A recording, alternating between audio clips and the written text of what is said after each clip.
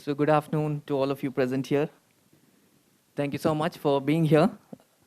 Sorry about a couple of minutes delay. In fact, to give you all a background, I should tell you that one of our guests spent 4 hours reaching our campus from the airport.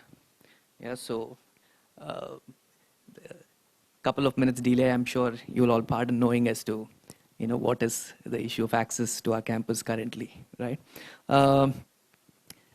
So welcome all of you to this conversation. Usually colloquiums are lectures or usually a one-person show, but we are lucky today that we have 3 guests who are with us, and hence this is going to be more of a conversation rather than a lecture or a speech. I would like to introduce our guests. I'll go with the alphabetical order. We have Dr. Chetan Singhai there with us, a very dear old friend of mine. Dr. Chetan, as you would have seen in the communication, is a professor at MS Ramaya University. He is also the Deputy Director at Ramaya Public Policy Center. And Chetan and I, we know each other for a very long time. We both are from JNU, so that's another connect we've had. And we both have together worked on the policy by helping various members within the Dr. Kasturirangan committee. And Chetan, in fact, also was chief consultant for Dr. Kasturirangan committee.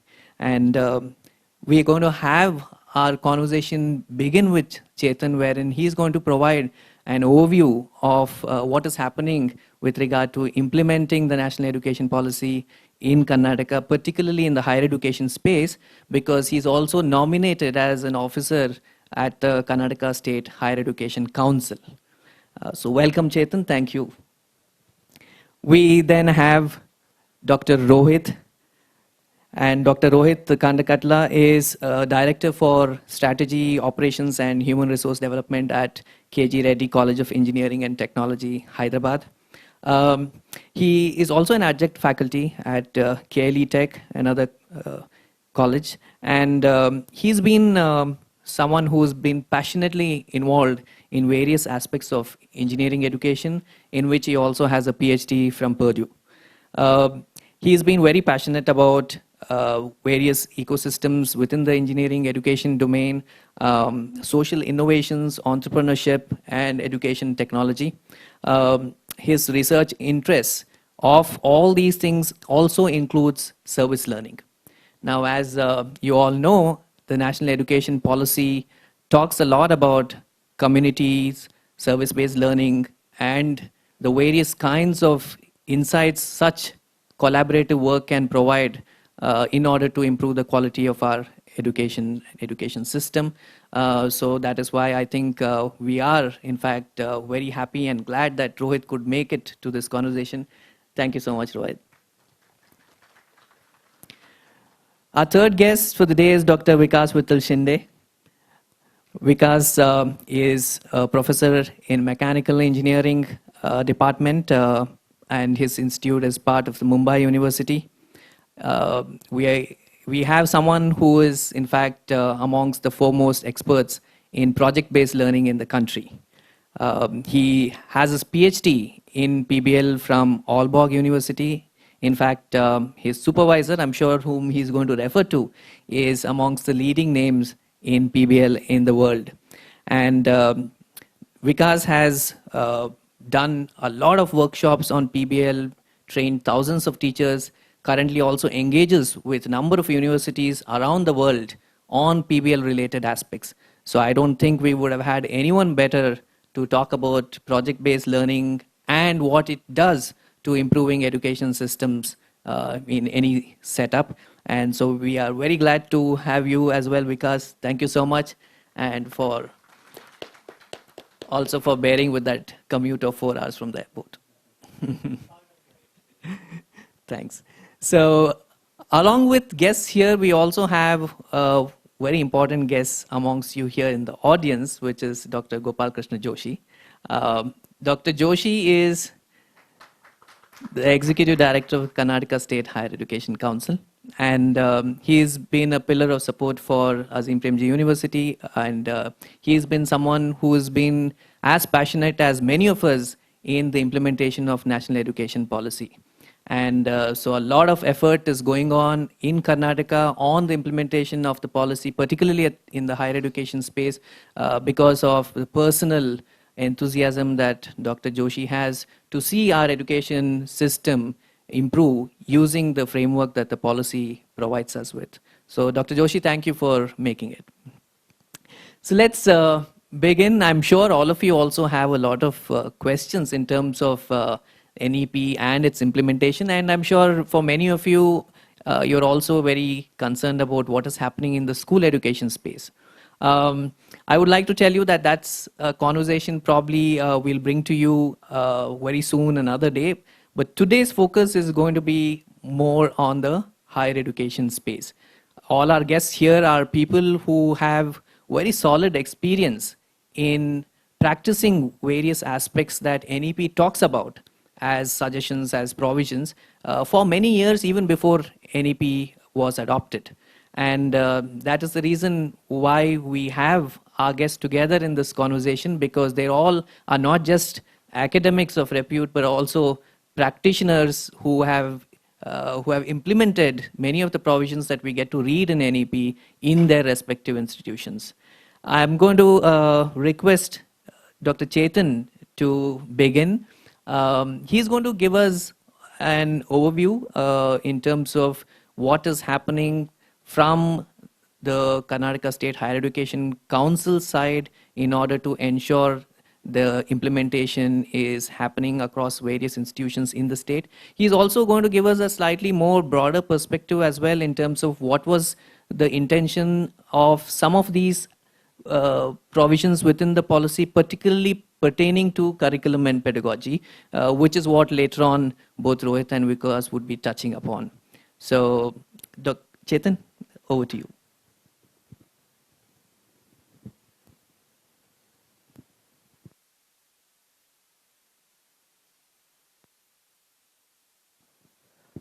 So I think now, yeah, it's a bit of time for warm-up post-lunch. Very good afternoon to all of you. And as always, Rishi is very nice in terms of giving a very detailed introduction of each one of us. But I should also tell about him that it was our combined effort in the overall technical secretariat, which was contributing to the committee to draft the national education policy. And he also continues to be associated for the national curriculum framework, which is also on the anvil currently. So thanks, Rishi. It's very interesting because last Saturday, in fact, when we had a meeting with Dr. Kasturi Rangan, it was sort of a discussion point which emerged, saying that his concern was, everybody says that we have very good policies, but why do we fail when it comes to implementation? That was his concern, because we do have very ambitious policies, which are definitely ought to be ambitious because there is a vision that they have to set forth. We also have policies, especially NEP, which actually provides timelines, 2020, 2025, 2028, 2032, this is what we need to achieve. There's a temporality component in this, but how do we actually evaluate and engage in the implementation process? So I think that really opens up a set of thoughts for us as students, researchers, and practitioners in this domain. So I thought maybe the case of Karnataka would be something of your interest. As well as you know, Karnataka has recently announced in various platforms that we are the first state who are going forward in implementation of NEP 2020. So here there are 3-4 components. When we talk about implementation of any policy, and specifically education here, there are 4 pathways which involves many stakeholders or actors, as the term can be referred to. One is what the central government agencies ought to do. The other is what the state governments, because education especially is in the concurrent list of the constitution. So there is, these 2 agencies are very critical. But the other two, that is what higher education institutions ought to do, as well as we as individuals, primary actors in the higher education sector or education sector, ought to do, matters. But let me now focus on the state part, since I'll be representing the activities of the council, particularly in this regard. So first, I would like to bring to attention a set of facts which would help me to further construct some of the insights or experiences that I can bring in to give you further details about the implementation process.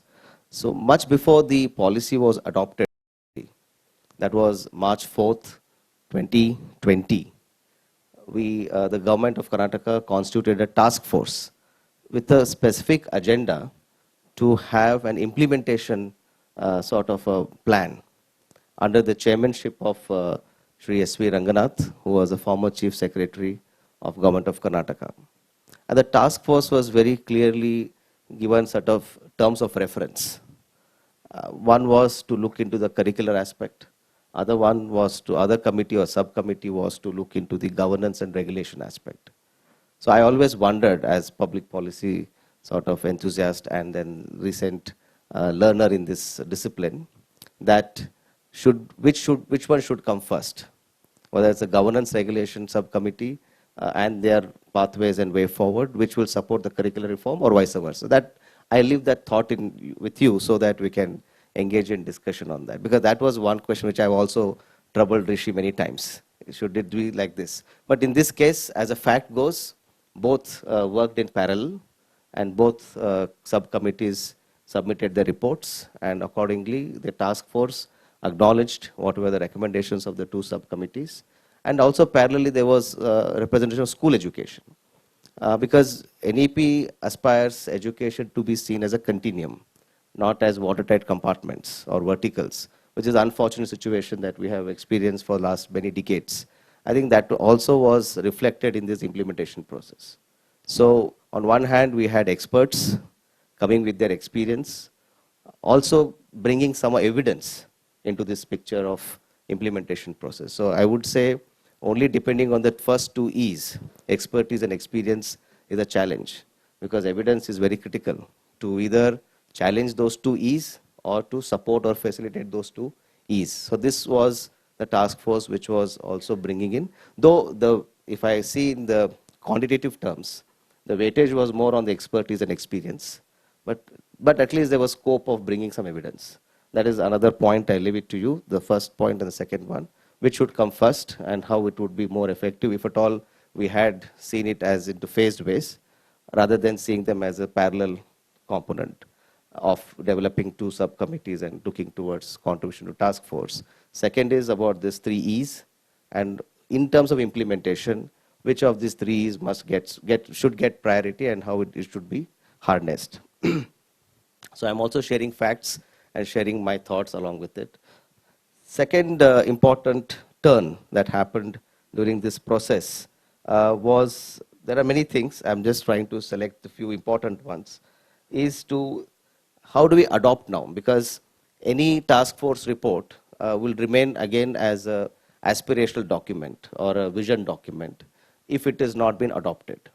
So it had to go through the cabinet approval process, wherein the state government approved the task force document based on the inputs of the two subcommittee, and things started to move on. But further, if we stop at it after the approval of the cabinet, which is also the scenario with NEP, the union cabinet approved, and what next? There is a lot of sort of dilemma or ambiguity of what to do next.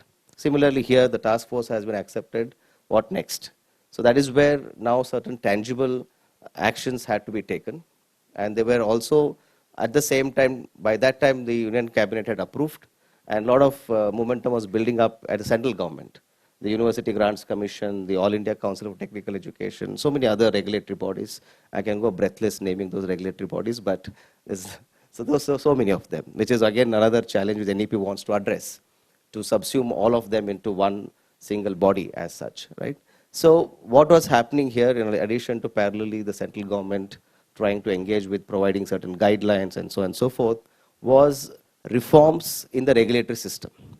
One was to provide a curriculum framework to higher education institution. And when I say this, I would like to bring to your notice also this important aspect, maybe as a footnote, but a highlighted one, that our HEIs, higher education institutions, are very, very diverse, as you all are aware.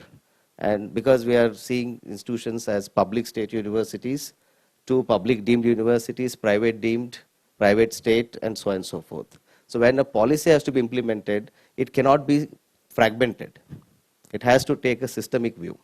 And that is the biggest challenge. That is why I started with the statement of Dr. Kasturangan. When policies are good, but why implementation is challenged? Because these sub-levels of or typology of institution, which is equally diverse as our population, by virtue of its function, by virtue of its outcomes, by virtue of its processes, and so on and so forth, how are they going to accommodate? One policy, different typology of institutions. So that is where the curriculum came out, because curriculum at least set a benchmark. But it was not sort of a mandate on them, but at least a benchmark, what they call the threshold benchmark minimum. So there was a curriculum which was drafted with inputs from various experts and scholars in the state, especially the public state university, because that is where the majority of the enrollment is happening.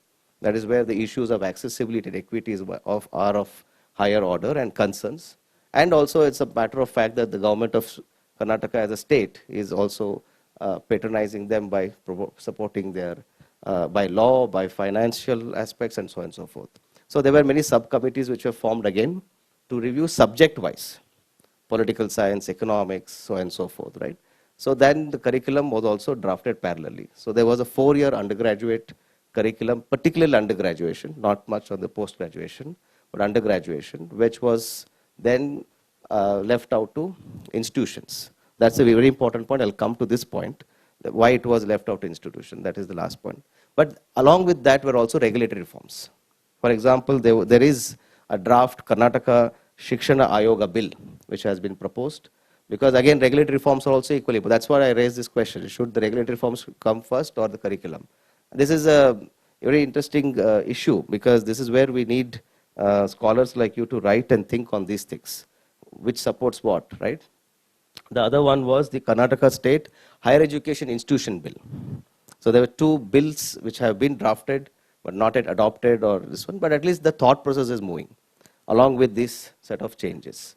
So coming back to this issue, the academic sort of reforms, why I emphasize on the word or the statement that it is left to institution is where I would like to bring in Professor Joshi's thought process along with others who were there, that we should bring it to the last level of the implementation process, that is the institution, that is higher education institution. Because along with this different type of universities, we also have different types of colleges, and majority of them being affiliated colleges.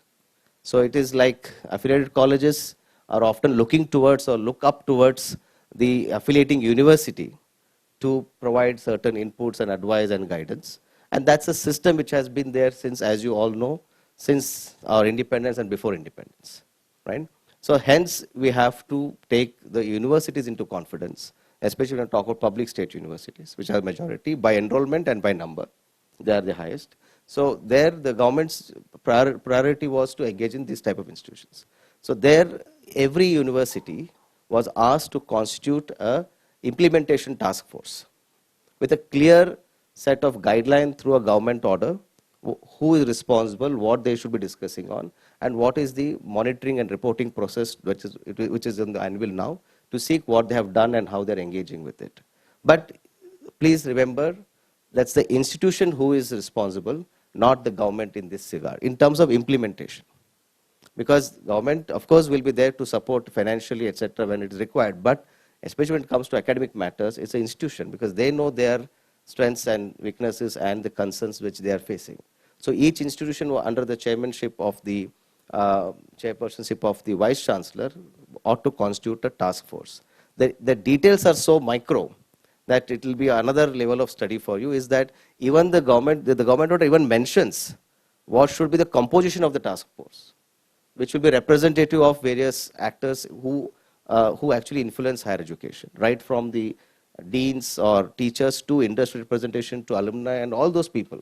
But it is again the autonomy of the respective institution to maybe co-opt members, but this should be the bare minimum. But that should be the one which should be representative.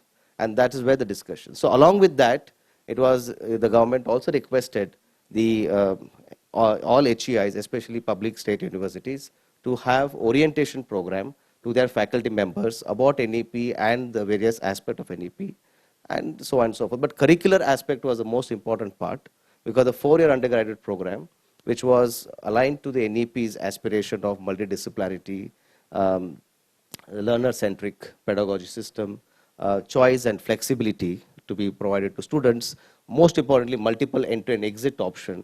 So that particular model was brought in.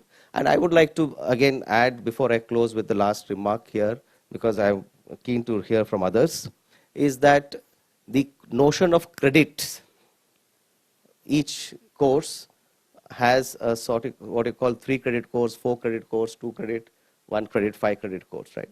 So one good thing that I have witnessed as working in this domain of higher education for some time is that these set of reforms has exposed, and I'm sure my friends will also highlight the notion of, was that the whole rationalization of credit in higher education institution, especially public state universities, started to become a point of discussion.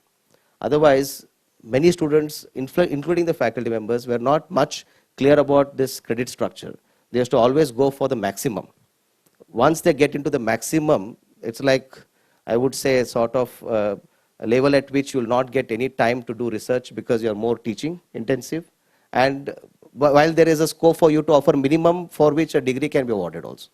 So why should you go for maximum when there's a minimum possibility? So these sort of things emerge during orientation process. It can be called the intended or unintended consequence, but it happened, right? And I think that also led to a scope for sort of having more and more critical discussion on what is this curriculum, what is the teaching learning mechanism, what is pedagogy, what is this research-oriented undergraduate program, what does an honors degree mean? Because honors is a very new thing for most states in South India, especially Karnataka. It is a very common thing because I was one of those persons who experienced movement when to go to Delhi.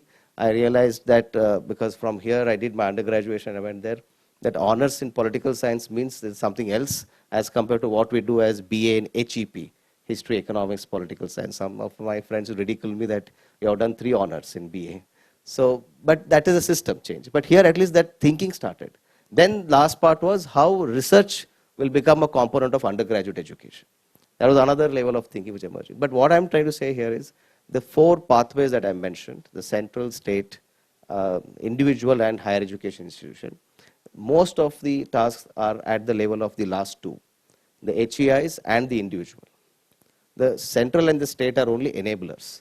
They are more facilitators. And that is I would say, not that we were part of this process, that's why I'm saying this, but that is one excellent thing that I see in the NEP, that you don't depend on government circulars or orders, much of it. Like making learning discovery based, I don't think so we should wait for a government circular. Making learning joyful, it is what happens in each institution and by each individual. That is what is the crux of NEP that is talking about. But of course, there are few things which are going to be top down, and that is where the challenges are. And I think from the curricular point of view, we'll hear more. But UG 4-year undergrad program has been one of the most successful aspect in terms of at least putting out there to institutions to follow a certain benchmark. But now we have to see what is their experience based on that particular model curriculum which has been shared. And the curriculum is very much aligned to NEP and its aspirations. So I'll stop at it here so that we can hear from our friends. Thank you. Yeah, thank you so much, Chetan. I'm not going to try to summarize that, but then I think this broad overview that you have provided is very useful for all of us.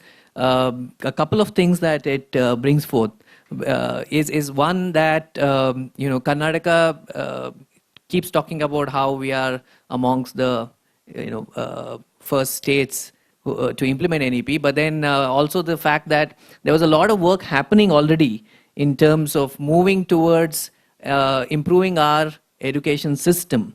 And a lot of learning from that was also channeled back into the discussions that happened as part of what should happen or what should be part of the national education policy.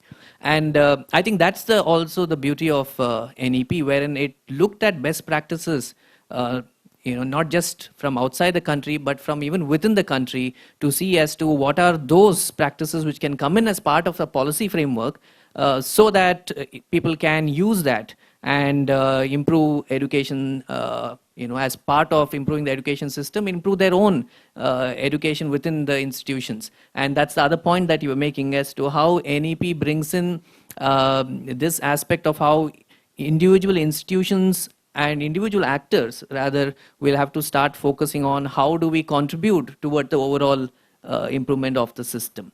I think those points were very valuable. Thank you so much once again.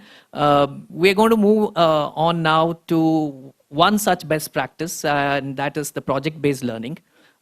This is something, as I shared, comes across in NEP all the way from school to higher education, wherein the focus is that it will have to be pedagogy, wherein a lot more discovery-based experiential learning should be in place. And as part of this broad approach, you have PBL as something which has been, which has been there in the world for many years, and in our country by people like Dr. Vikas, who've been practicing PBL for a very long time and even gone and earned a PhD in that.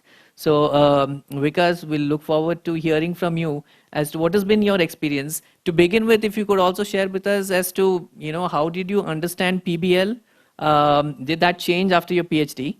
And when NEP talks about PBL, do you see an alignment to what you were always doing?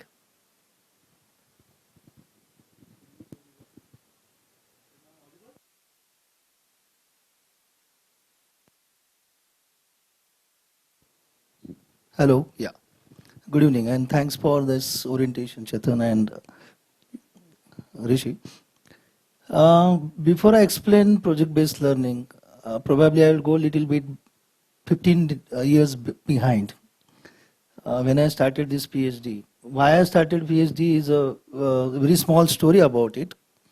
Because being a mechanical engineer, it's always my thought process that I should study only mechanical engineering and I should pursue PhD in mechanical engineering. Then in 2008 and 9, my principal walked to me and said that why don't you try to have a PhD in project-based learning. As a teacher, I was not fascinated to have a PhD in project-based learning. Then I said, why not to see what is that? And then I started exploring what is project-based learning in 2008 and 9. And at that time, this word was not so popular in India. Rather, now it's also not popular in India. But at least ground has been made now. But that time, it was not there. Then I realized that there are so many reports which was related to the education in India. Like Yashpal report is there, Knowledge Commission report was there, a Rao committee report was there, then NASCOM report was there. I completely read that reports.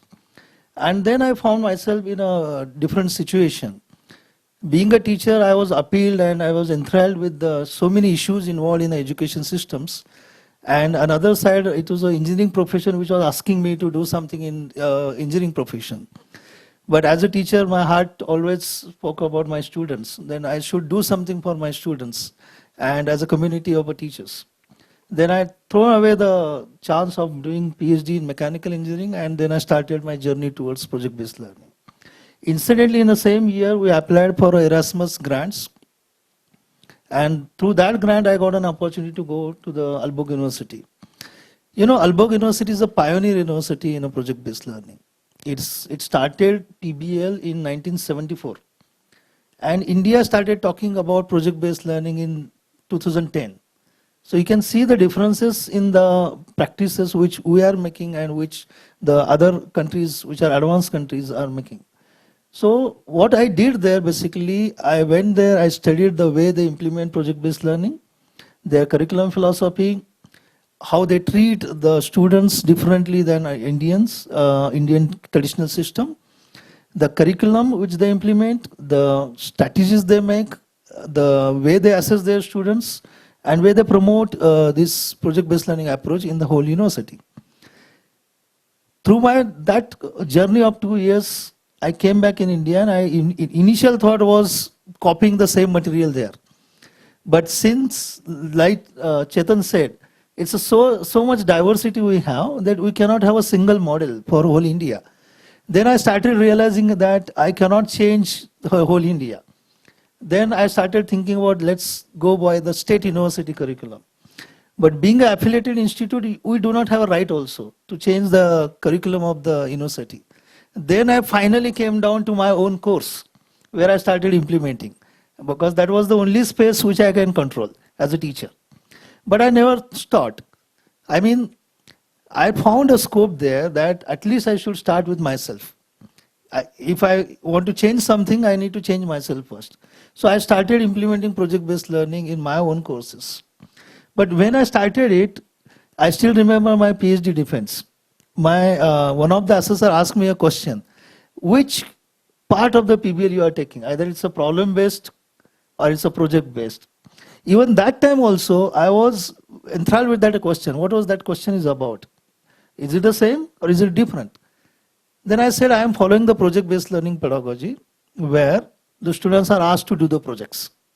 That was my intention. Answering to your question is that, yes, I changed the mindset now, because it is now problem-based project work, because that is the need. Doing projects, yes, we learn much. We learn much because everybody who is involved in doing projects, they learn. But when we do that kind of a projects which are useful to the society, then you are actually stepping into the problem-solving domain. So the ideology of a problem-based project work is to find the problems first, then try to solve it while working on an extended period of time. And while you doing this, you learn. So that is the basic philosophy of PBL. And then I started thinking about why not to develop few models which are problem-based project works. Then in Vishwaniketan, we started implementing this problem-based project work. We have developed many models. Why it is so important? That why nowadays PBL has been a buzzword.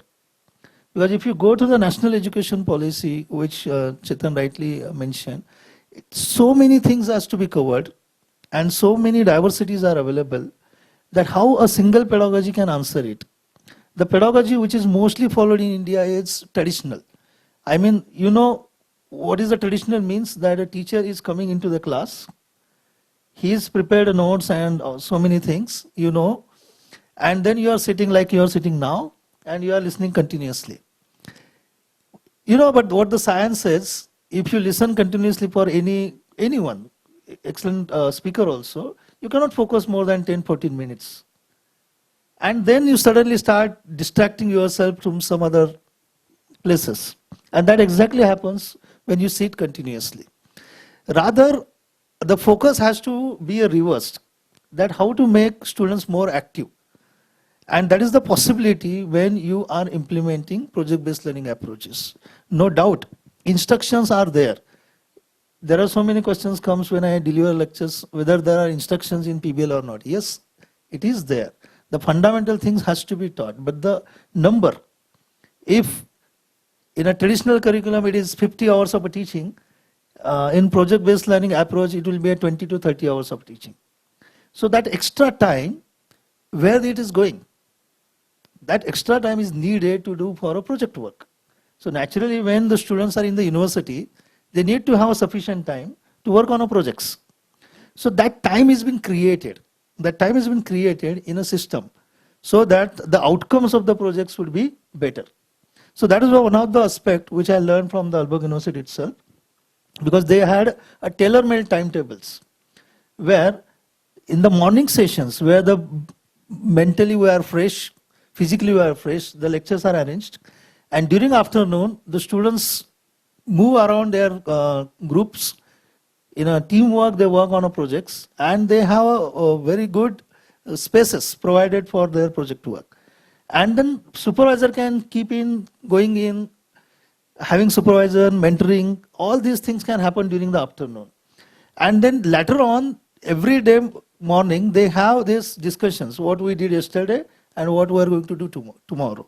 So this is the way the pedagogical changes they have made. Coming back to the national education policy, when I see this as one of the very important initiative, I was very happy when I saw this draft, read this draft.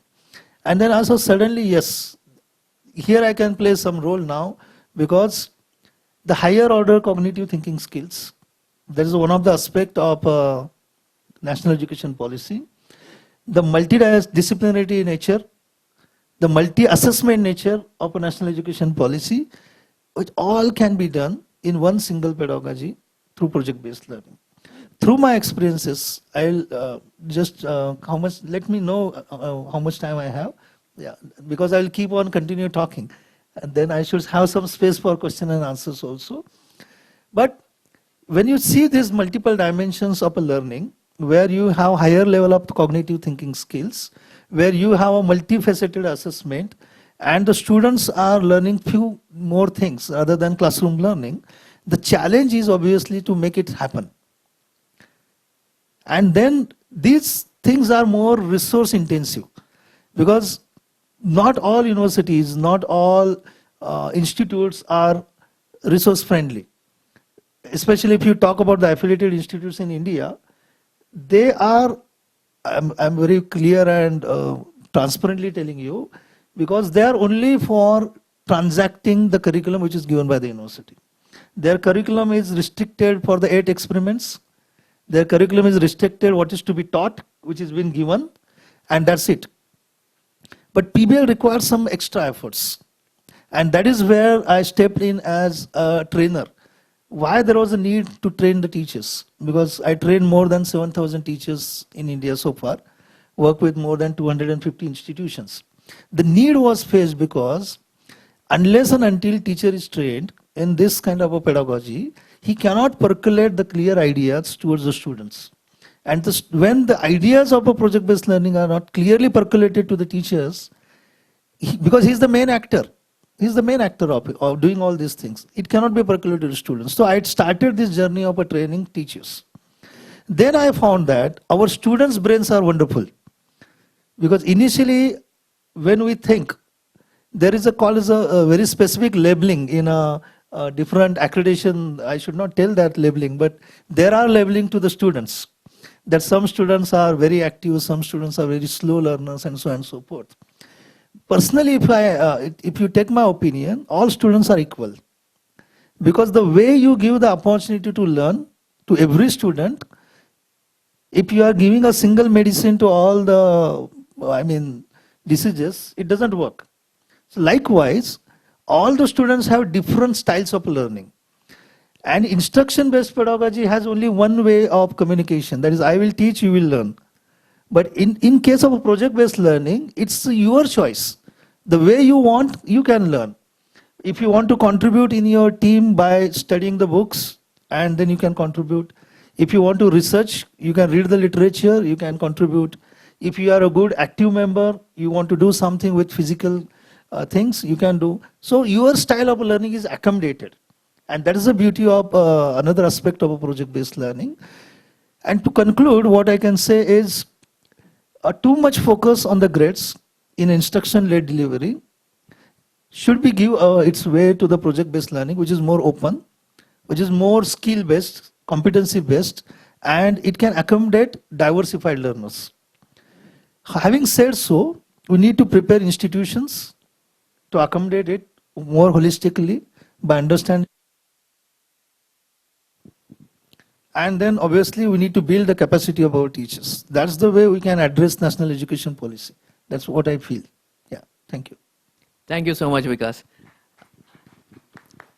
And I think, a couple of these very crucial points that you made. One is that there's so much that each one of us can do, which Chetan began with, and you showed as to how even in PBL, though may not be that entire ecosystem is supportive, but then if we are able to take on certain pedagogies of this kind, we would be able to meet the requirements.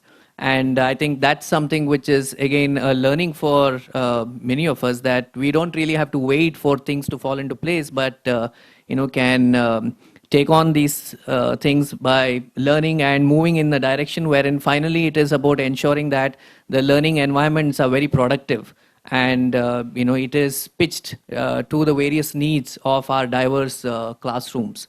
And the other point which I would like to bring so that I can connect it to what I would request Rohit to speak on is finally this idea that it has to benefit the society.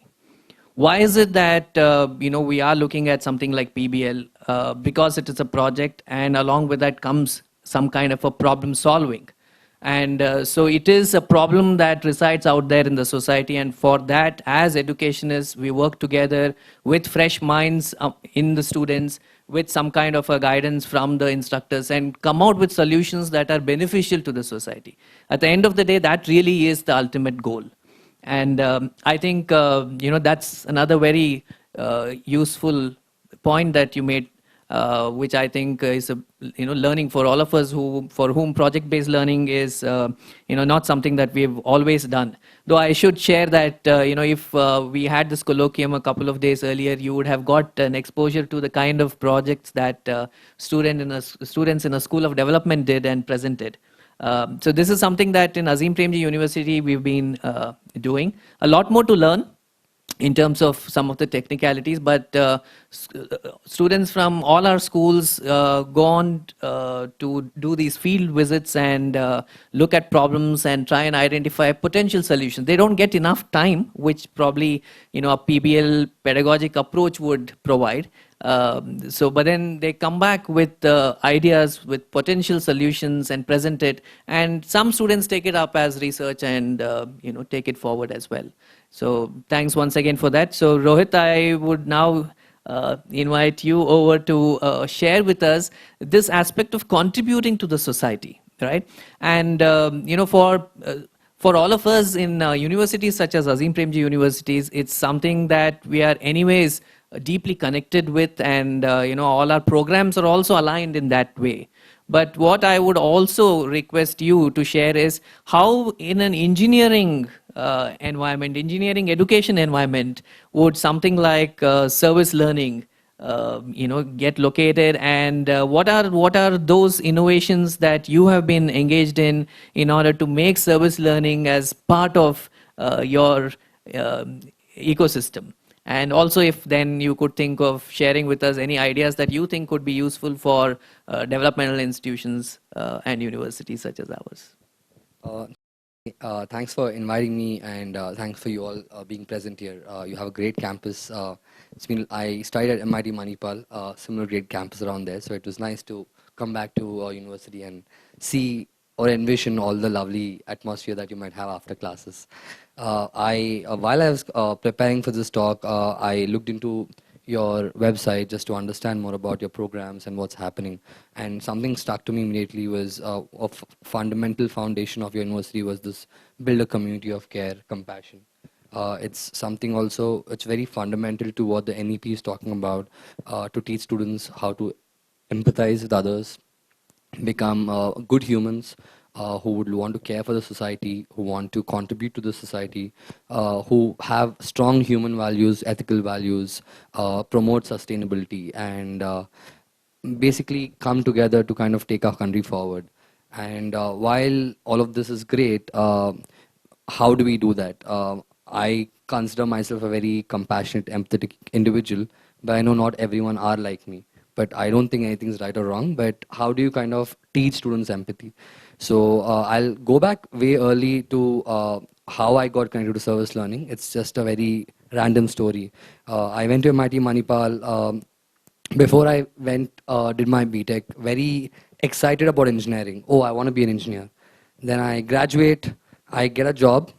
I don't know how to do my job, and I don't know what I did with my 4 years of education, because I did not know what skills did I have, because most of my education was very theoretical, and I was very confused, and also thinking 4 years, I was a good student, I went to class every day.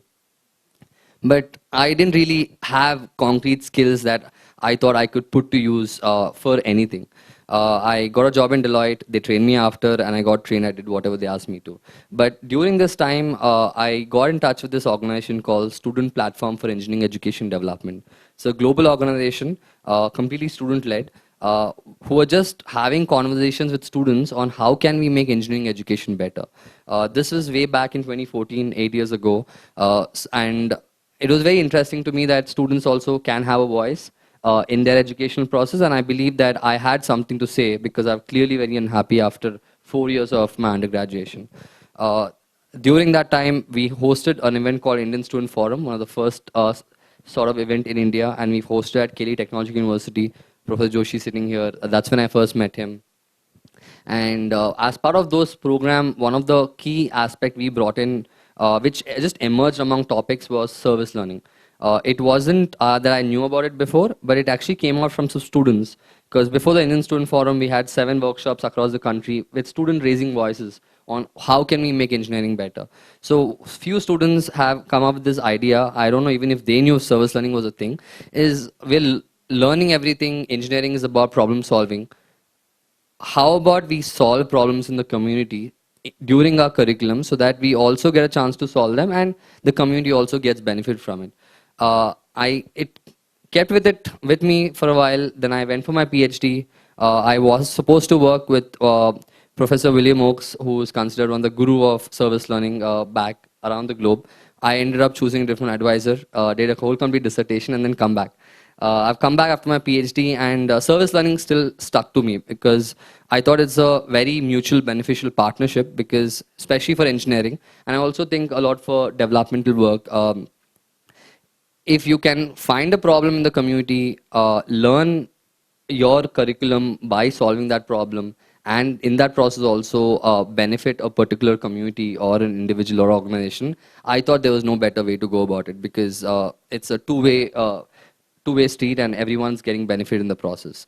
So I started digging deeper into service learning, and the way even service learning is defined, it's often known as a credit-bearing experience where students are part of an organized service activity that is organized to meet needs in the community, which are identified by a faculty or the institution. And through this process, students have to reflect on the activity, which will result into a better understanding of the course content, a deeper appreciation of your discipline, and a sense of civic responsibility that you build.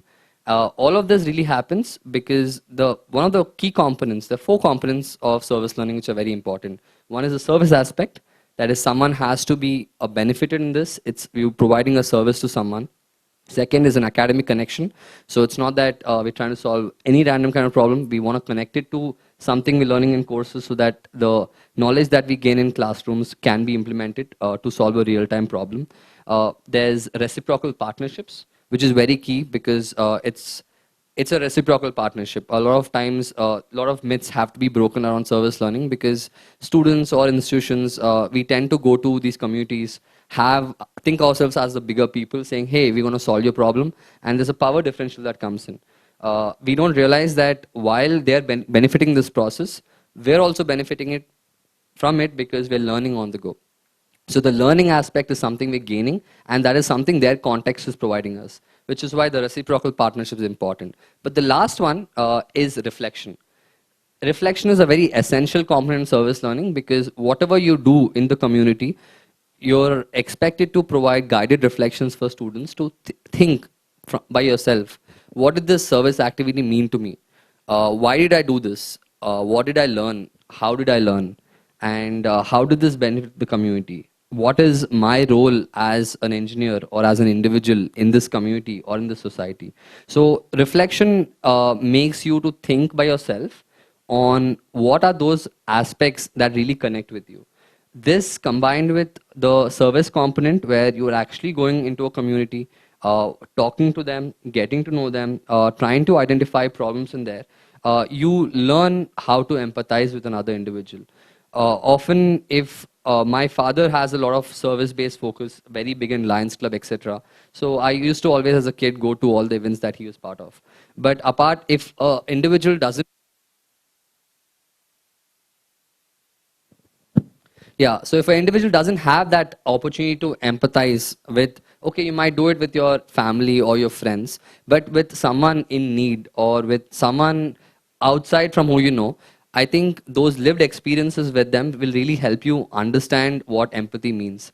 Because the way you define empathy, it's just the ability for you to feel someone else's pain. And once you feel someone's pain is when you start thinking about world outside of yourself. What can I do for the world? How can I make the world a better place? What can I do for my university or my faculty or anyone around me?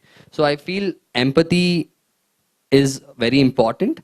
It helps you become more compassionate. And service learning essentially gives you these opportunities to able to empathize.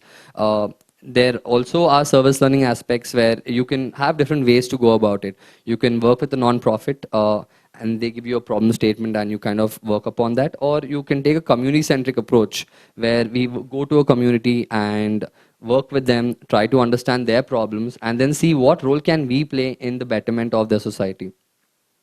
When I came back and joined the institution I currently work with, we were still an affiliated college. Again, service learning has so many different models around there. What works? Because this is not only in the midst of your university, but you're actually going out somewhere else, and there's a lot more external stakeholders involved. So when I came back, my institution was an affiliated institution. Right now, we've been autonomous recently. But due to that, we could not change any course or we could not change any assessment. Nothing can be done. So that's the time when I came across the Unnat Bharat Abhiyan program. I am not sure if any of you are aware, but should be quite aware because of all the developmental programs that you have. Unnat Bharat Abhiyan is a national initiative by the Ministry of Education, if I'm not wrong, and right now spearheaded by IIT Delhi. What Unat Bharat Abhiyan expects us to do is any higher education, again, not engineering specific, any higher education or every higher education, they ask us to partner with 5 different villages nearby our community. The goal is for us as students to visit them, collect data, get to know more about them, and come up with a village development plan along with the community members.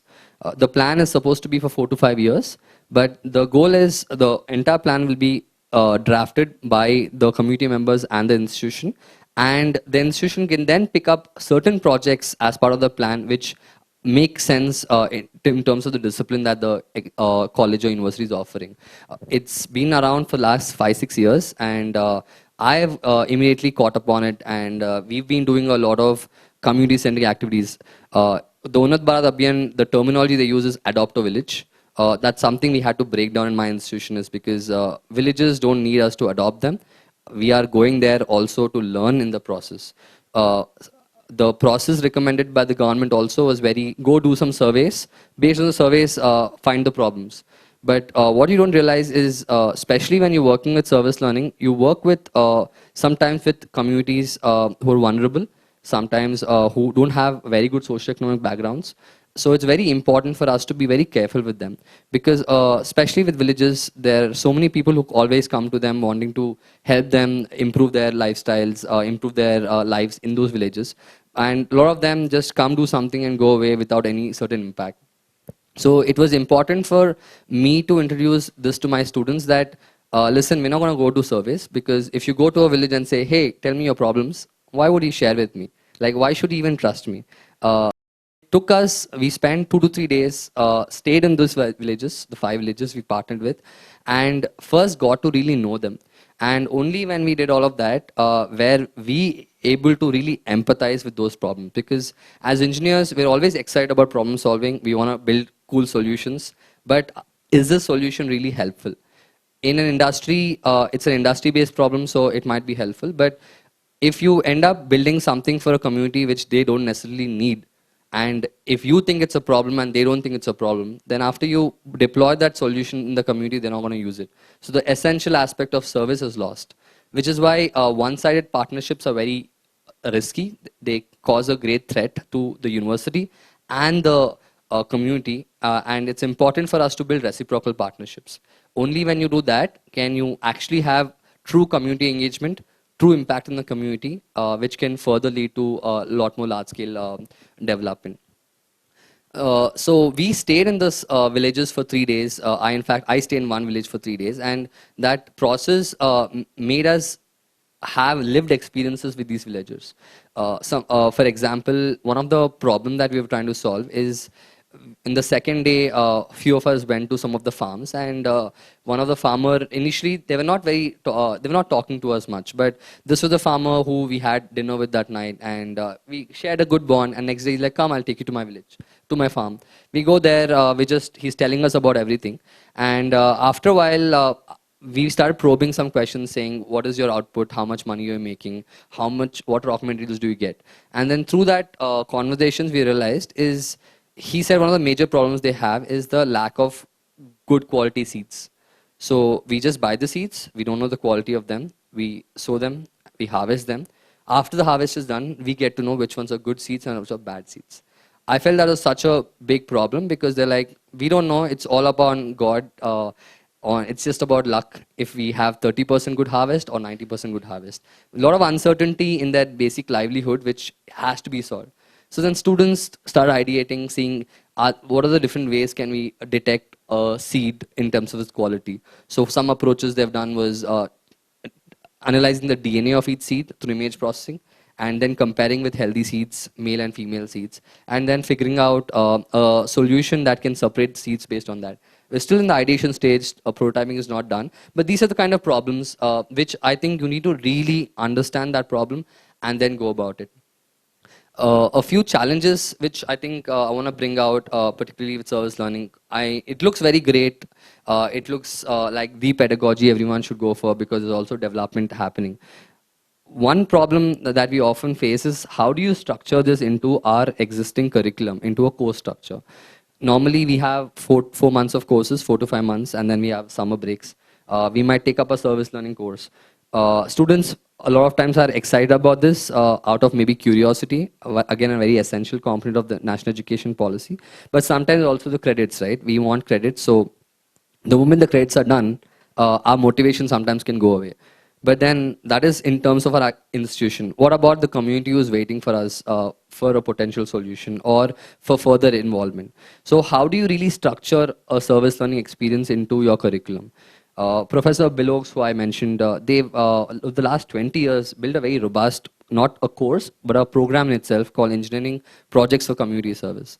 As part of this, it's an open elective which anyone can take. And students don't work on an entire project in one semester. They work on a subsection of a project because their projects go on for a year to year and a half. Because they're long projects. So any students can come in and they structure in a way that students are given certain aspects to do. And sometimes they're not entirely building the entire solution, but they're building a small subsystem of the entire solution.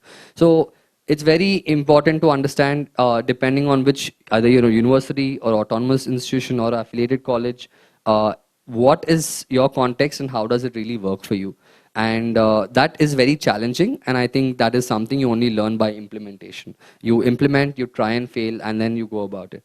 Now that we are autonomous, previously Unvat Bharat Abhiyan is what we were very active with, but now we've started introducing new courses called Social Innovation, Innovation for Rural Development, where we're giving students opportunities to involve in service learning through the curriculum. So these are different various other models. Apart from that, I really think it's a great pedagogy to go forward with because it is multidisciplinary in nature. Most of our problems are multidisciplinary. Sometimes even the problem I'm talking about, engineers are not just sufficient. We need people from the development sector. Sometimes we need doctors, sometimes lawyers, some educationalists. I feel most complex problems are multidisciplinary in nature, and service learning becomes a tool for us to introduce multidisciplinarity because you're working on these problems and you require engineers from different disciplines and also non-engineers from various other disciplines to come together and work on it. And that is why I feel there's a beauty in it, because you learn to work with people outside of your disciplines, respect them, and understand how each of us play a different role in terms of the betterment of the society. Apart from this, I think lifelong learning is a very key aspect of national education policy. Critical thinking, problem solving. We want to have a pedagogy which is inquiry driven, discovery oriented, and all of these things get covered in service learning because you're critically identifying some problems you are engaging in problem solving, and the reflection aspect of reflecting on every activity you do. Reflection makes you think about your own actions. So if you want to be a lifelong learner, you have to know not only about what am I learning, but how am I learning. How do I learn? Uh, Dr. Vikas mentioned about different learning styles for students. How many of us know what is our preferred learning style? So reflecting on our own learning will help us into our journey of becoming lifelong learners, because you can't stop learning outside this university. There are so many edtech tools available out now, so many informal learning opportunities, and the moment you're in industry, you're expected to constantly keep learning. I finished my PhD 2 3 years ago, but I'm still constantly all the time having to learn, because times are changing and you need to know things on the go all the time. I came back, I had to learn about the national education policy. I'm in higher education, but then I realized national education policy also seems very relevant in higher education. I want to get more into that. So I'm learning more about that now. So by knowing how you learn and how you manage your learning, self-regulated learning is what we call, you will be better able to understand when you go to the industry or also work with any development sector, what are the things that I know, what are the things I don't know, what are the things I need to know, and what are the resources that I have to gather to be able to know what I have to do. So all of these aspects get very important. One last thing, which again is very beneficial, is project management. Here, because you're actively working on a real-time project with a client, with a user, you might have deliverables, timelines. You might have to go through different phases of the human-centered design process. You do all of these, you essentially are also learning how to manage projects. So it gives you a great push when you go and work after you graduate, because essentially we all work on projects, and you learn how to manage projects better, and it gives you the essential leadership skills that you will be able to highlight, and which will get you better leadership positions early on. So all the preparation of leadership, project management usually happens once you go to the industry. All of that can happen inside an institution through service learning. And service learning essentially is also a subset of project and problem-based learning, but it's just that the problem we are taking here is from a community or from a non-profit. So I would love to take in questions whenever Rishi allows, and have you talk more about it. But I hope I could share a bit about what this entails and why I'm so excited about it. Be excited. Thank you. Thank you so much, Rohit. I should say that you almost spoke like one of us, in the university, students or faculty, because there was so much of, the developmental aspects that you brought in. And it's really interesting to see as to how even engineering, higher education institutions are, so engaged in this aspect. We do have many of our students who graduate as engineers and come and join a master's program here. I'm not sure whether it's because of the kind of service learning encouragement in engineering colleges, or because that is not there in some of the colleges, so they look at, that being their passion. They feel that it's only in a developmental institution that it can happen.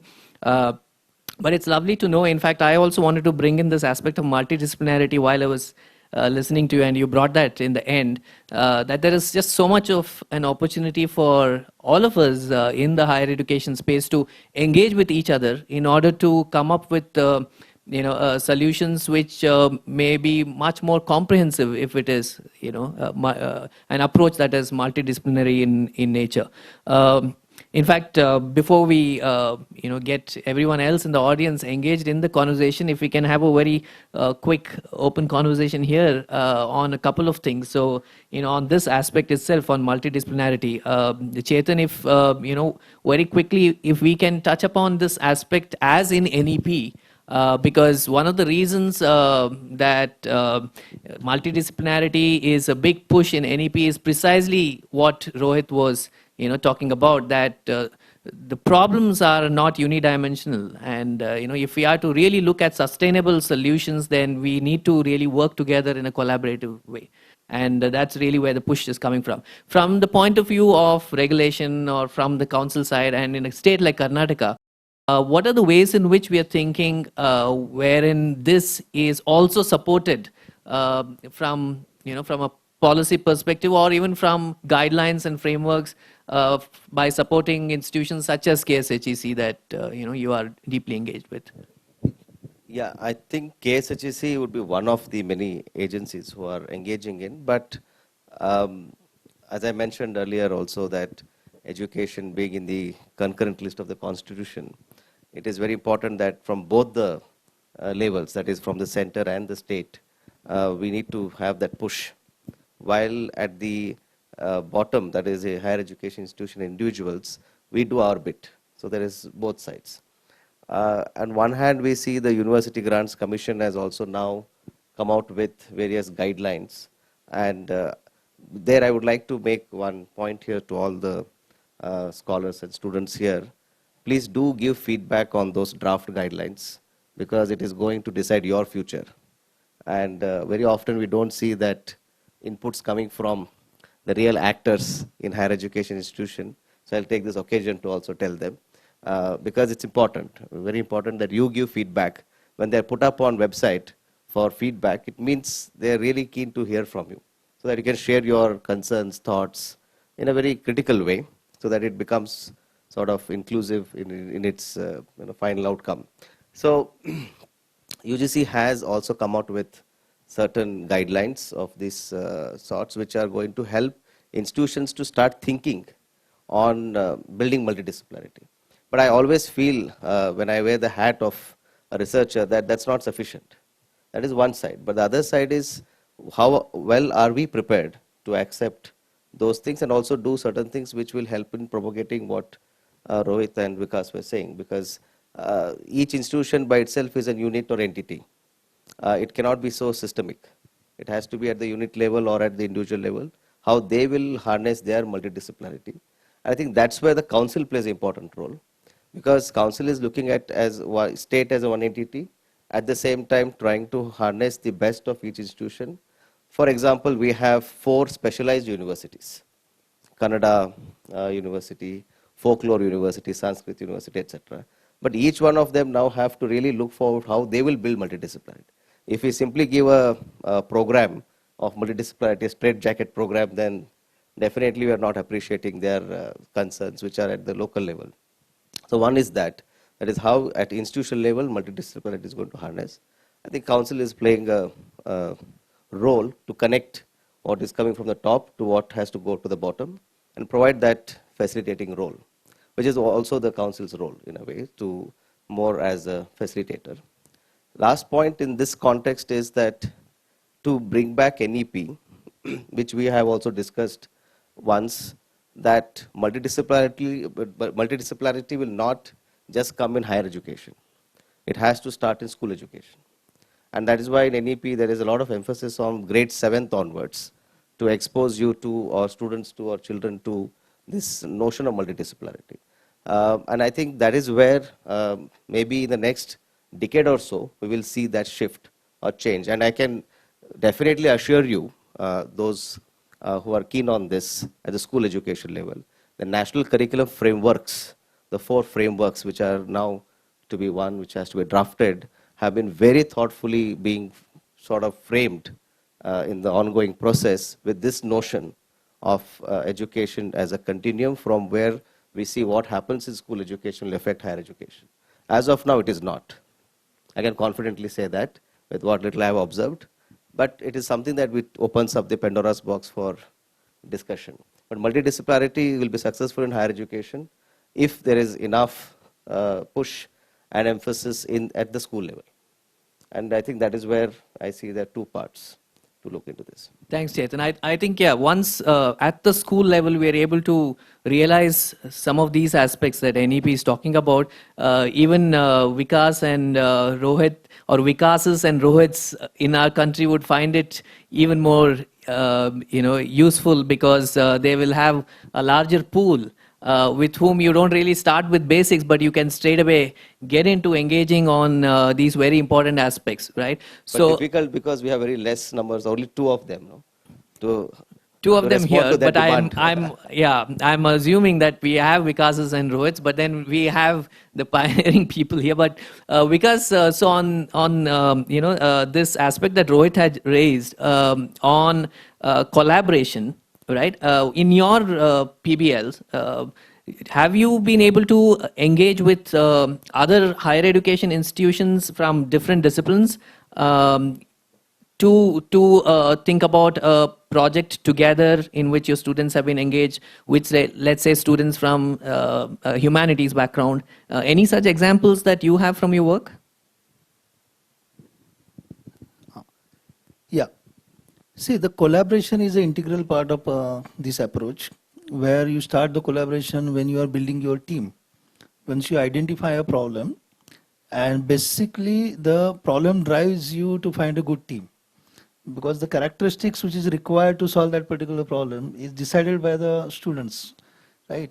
The choice of the identifying the problem is obviously comes from the students first, and the teachers helps them to narrate something related to the problem, and then they find their team.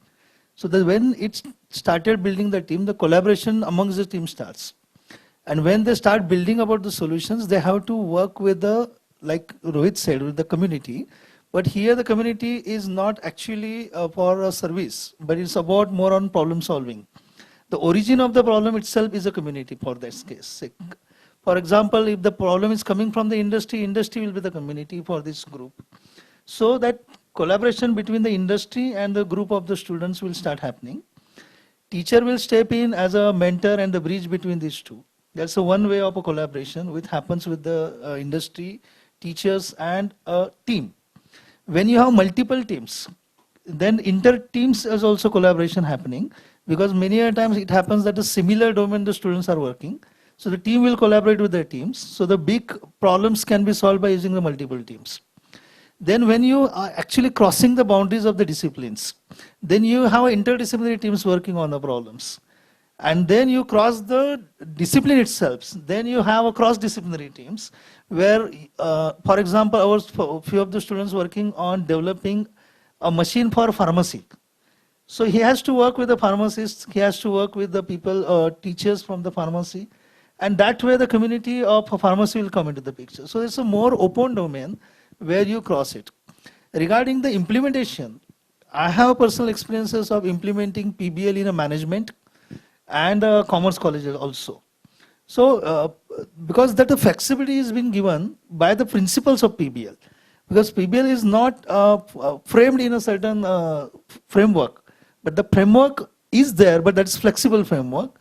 If you use the principles wisely, literally you can implement PBL in any of the domain. So if you have happen to meet Professor Annette Coleman's 3 important principles, which she derived from studying the different, the models around the world. The first principle says it's a cognitive learning. So the problem which is being given to the students, if it drives him for thinking, it happens to be in a cognitive learning. So the problem can happen from anywhere. Maybe from the sociology, or maybe political science, maybe from humanities. So the problem drives the students for learning. So he starts thinking about the problem. So the cognitive comes into the picture. When he starts developing the affectionate about the problem itself, that how affectionately it is connected to the problem, so the inner motivation comes into the picture. So that intrinsic and extrinsic motivation helps students to learn better. And that becomes a motivation to go further in a problem solving process. Then the second element, which is called as a contextualization. As Rohit said, you cannot solve any kind of a problem. You have to bring into the academics by using the contextualization. If you are working in humanities, and if a teacher is capable enough to find a problem from outside and bring it to the class, it can be implemented easily. So the contextualization is one of the important aspects. And then the third element, which obviously is a collaboration again, because the problem which has been identified cannot be solved by a single person. So there has to be have a multiple brains, which brings a multiple dimensions of a problem solving in the problem itself. So that becomes a very good chemistry from cognition, teamwork, collaboration from the industry, and that way it has multiple players in collaboration. So that's the answer to your question. Thank you so much for that, because as you know, this conversation can just go on and into another direction as you spoke of multidisciplinarity and the next level being interdisciplinarity and then moving on to cross-disciplinarity. Those are exciting spaces, but then I think we will then be getting into a conversation only amongst ourselves. So I think it's time for us to open up the conversation to the audience as well and get some questions or comments and anything that you may want to engage with all of us here, particularly with our guests here. So let me invite anyone who's wanting to comment anything, wanting to ask anything, please feel free. Raise of hand and we can have the mic there. And we really would like to hear from you because I'm curious to know what's happening in your minds. And very rarely you get opportunities to engage with non-engineering groups, right?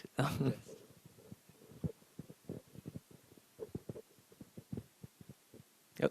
Okay, we have Akash, that is, yeah, Akash. Akash is my colleague from the School of Education.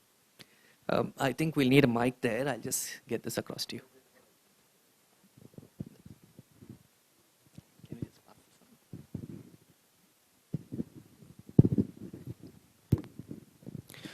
on? Thank you for the panel. I should say I will sound a little less enthusiastic about the NEP than the panelists. Let me bring up some of the other aspects of NEP which have been considered quite controversial. For instance, no reference to fundamental rights at all in the actual document. Or for that matter, a very strong tilt in a particular direction in terms of drawing values from ancient India, which all have significant implications for the curriculum and also other policy measures. For instance, right now, I think the same government which is talking about education for all is pushing Muslim women students out of education through a very controversial hijab ban. So all this is also part of the education scenario as we see right now. The digital divide, dropouts because of COVID and so on and so forth. So that's the, I would say, an underside of the picture that you've probably presented. As well, from what you said, maybe NEP enthusiasts, would you admit my concern? And do you think there are ways in which we can intervene to make sure that some of the things happening, particularly I'm talking about the hijab ban and pushing women students out of education, these things can be averted? Thank you.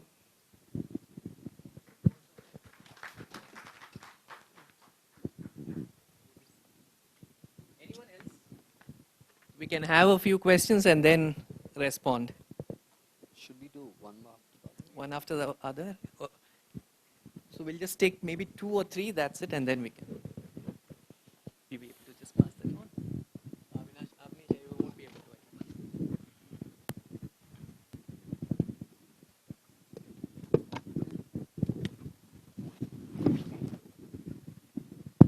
About the project based learning, just we are talking about the society, so there can be issue of the harmony, social harmony in community, where the teacher, they are also given autonomy and everyone has some prejudices, some biasness, so it can go in any direction. And the students who are also coming in present time, they are also accessing social media and other aspects. So how it is going to be? Sometime it can be mobilization and it can be hatred. Just continuation to Akash sir. Means it can be go any direction. So how it will be ensured?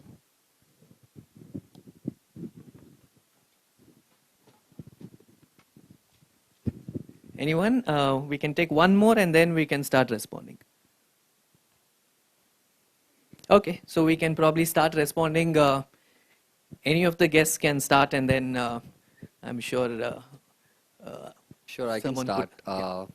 So, interesting question because I'm personally not up for whatever is happening in your state. I think education and politics are two very separate things and should be kept separated. I totally think, at least all of this is personal opinion, so I'm not talking as an academician. What has catalyzed this movement and what has kind of taken it to such a large scale? I think they're all politically driven motivations. But what we are talking about with the NEP is more sticking just to education. I spoke to some of the drafting committee members of NEP, and I think it's very clear even the ones who drafted this thing are no way politicians, are no way close to anything about doing politics. it's very unfortunate that these two aspects have been intertwined right now and in a not a positive manner, not in support of it. Um, but yeah, everyone should be welcome into academic institutions with whatever they think is right. With respect to that question, I think the onus really goes about the university and the community here. It's a university and community engagement. So when a university is taking that responsibility, uh, it's important for you to figure out how you will take care of these issues at your level. Like for example, I spoke about breaking down power barriers with community. I spoke about the need to not go in there thinking that you're trying to solve all of their problems and you're like their savior. I think there's fundamental core values that if not a university, if it's totally at a course level, that the teacher has to instill among the students and scaffold them before you go there. I definitely agree with you that sometimes it can go in a very different direction, which is where I said one-sided partnerships. If I'm just doing it for the sake of doing it, I go to the community, meet them multiple times, spend a whole semester building a project or solution, which potentially maybe has not going to solve their problem, and then I'm done with my course and I move on. These are the major issues that we have to keep addressing or be aware of, because there's a community aspect there and they're waiting for us, because we've built a collaboration, a partnership that will benefit both the stakeholders in this manner, which is the university and also the community. So if you end up just doing some project which you will find, go give it to some community member, they're not going to use it at all, is going to throw it somewhere, then that's equal to some major project that we do in engineering right now. So I think the aspects of values, core principles have to lie within at least I think the university and whoever is the person who's leading the course. And this is why more conversations need to happen about service learning, and also demystifying certain aspects of service learning is very important. So thank you for that question.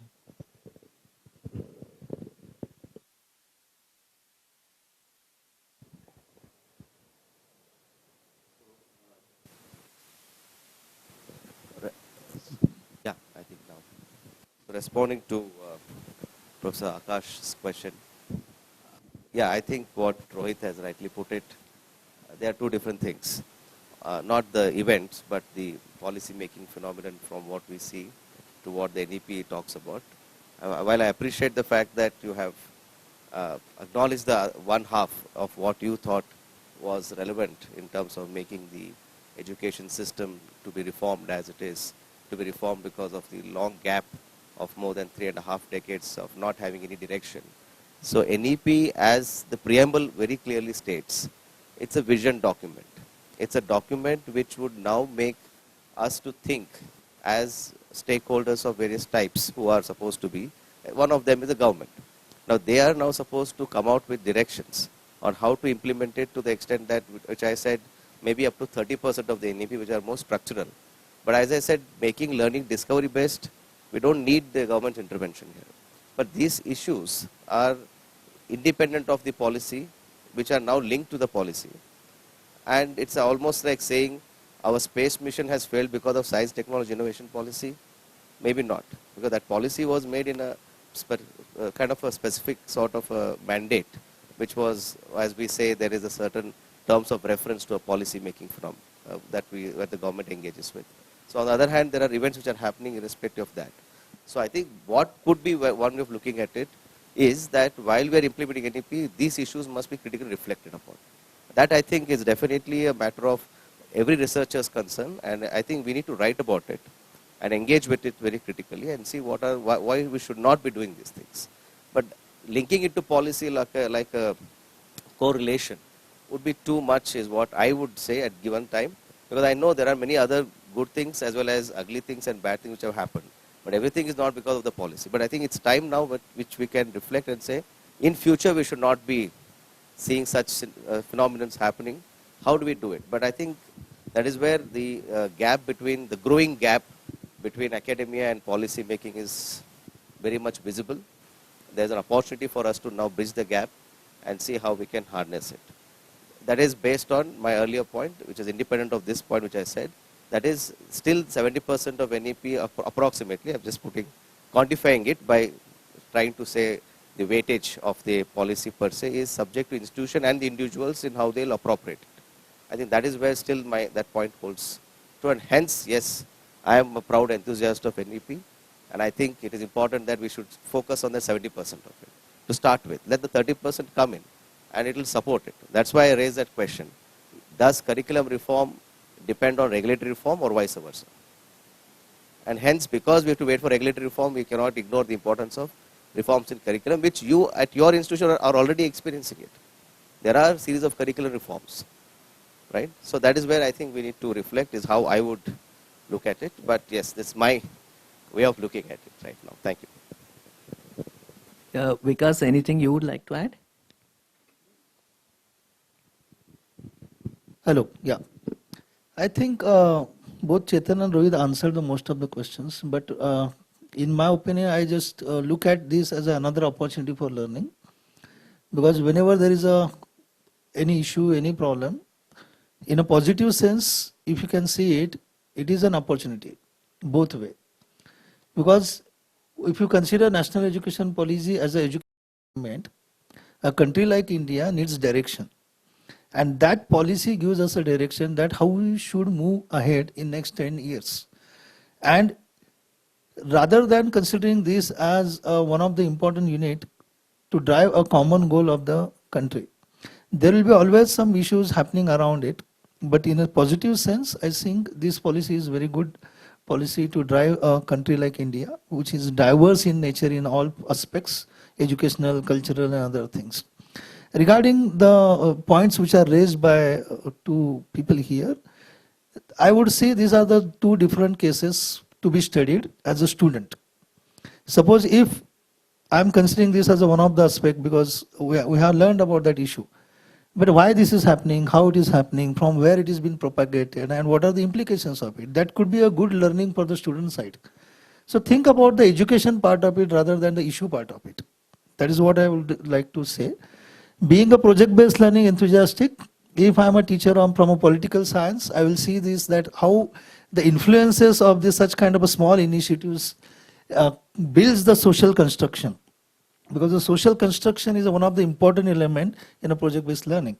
Because something which is happening in a small cities or small villages, it is being socially constructed differently. So the knowledge which is been very small, which has been triggered because of the smaller events, is been replicated in a different ways in different world, part of the country. And this is what we call as a social construction. So the social construction can happen two-dimensional. One is a positive dimension and one is a negative dimension. The one which you pick, depending on that, the mindset will find. So in my opinion, as a students and as educationists, we need to focus on a learning side of it, rather than thinking about the issue side of it. That is the answer to my question, your questions. Thank you. Thank you. Thank you, everyone. So I'll probably, I'll come to you. I think there are three questions. Just to add to what, three questions. Yeah. So just to add to what Rohit, Chetan and Vikas have shared.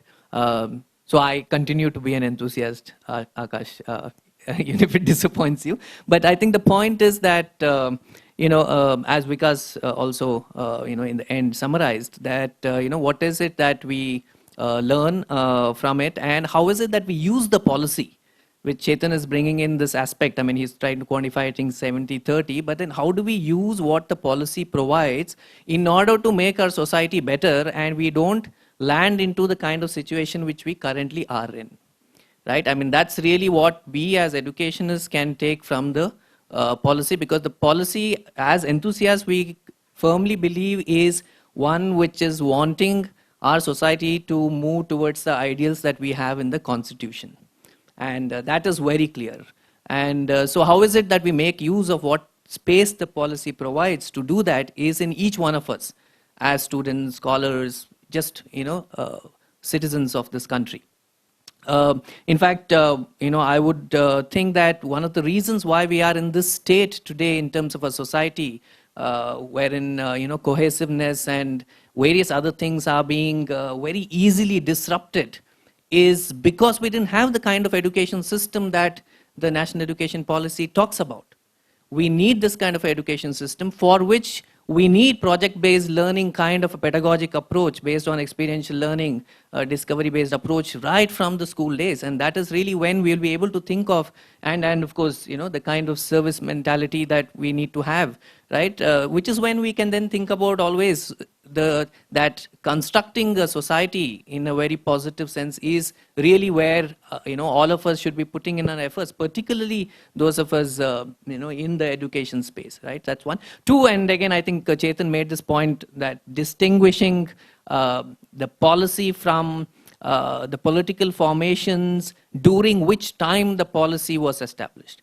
I think this is another misconception, and this is a problem that we've seen, over these many years in terms of, linking two separate, let's say, events or processes. Though it's not, it's a mistake that is being made, but then it's also because obviously, there is always a role that the government plays in any of this. So that is there. But then when you look at as to what was the committee made up of, who were the people there? Right? And in a country such as diverse as ours, obviously you are going to have representations of all affiliations. Otherwise, it's not going to be a national policy. And those of you who understand policy making will understand that policy making in a democratic country such as ours is always a negotiation with various groups. That's the way even our constitution was framed. And so there are going to be negotiations, and there are going to be representation of ideas of different affiliations coming in, as long as they are going to be part of the overall constitutional framework. We shouldn't really have too many qualms about it. Of course, all my ideas may not get represented there, but as long as they do not violate the basic premise of a constitution, I don't think we can have qualms over policies, irrespective of under which government or a dispensation that a policy is getting framed. So that's the other thing, because when you look at the national education policy, without this backdrop of it having got drafted during the regime of the NDA government, then you will find very little to crib about in terms of the educational principles in the policy. There is no problem in going back to trying to see as to whether there were good learnings from the ancient times. Just because the ancient times, is linked to a certain Hindu past, it's not in itself a problem.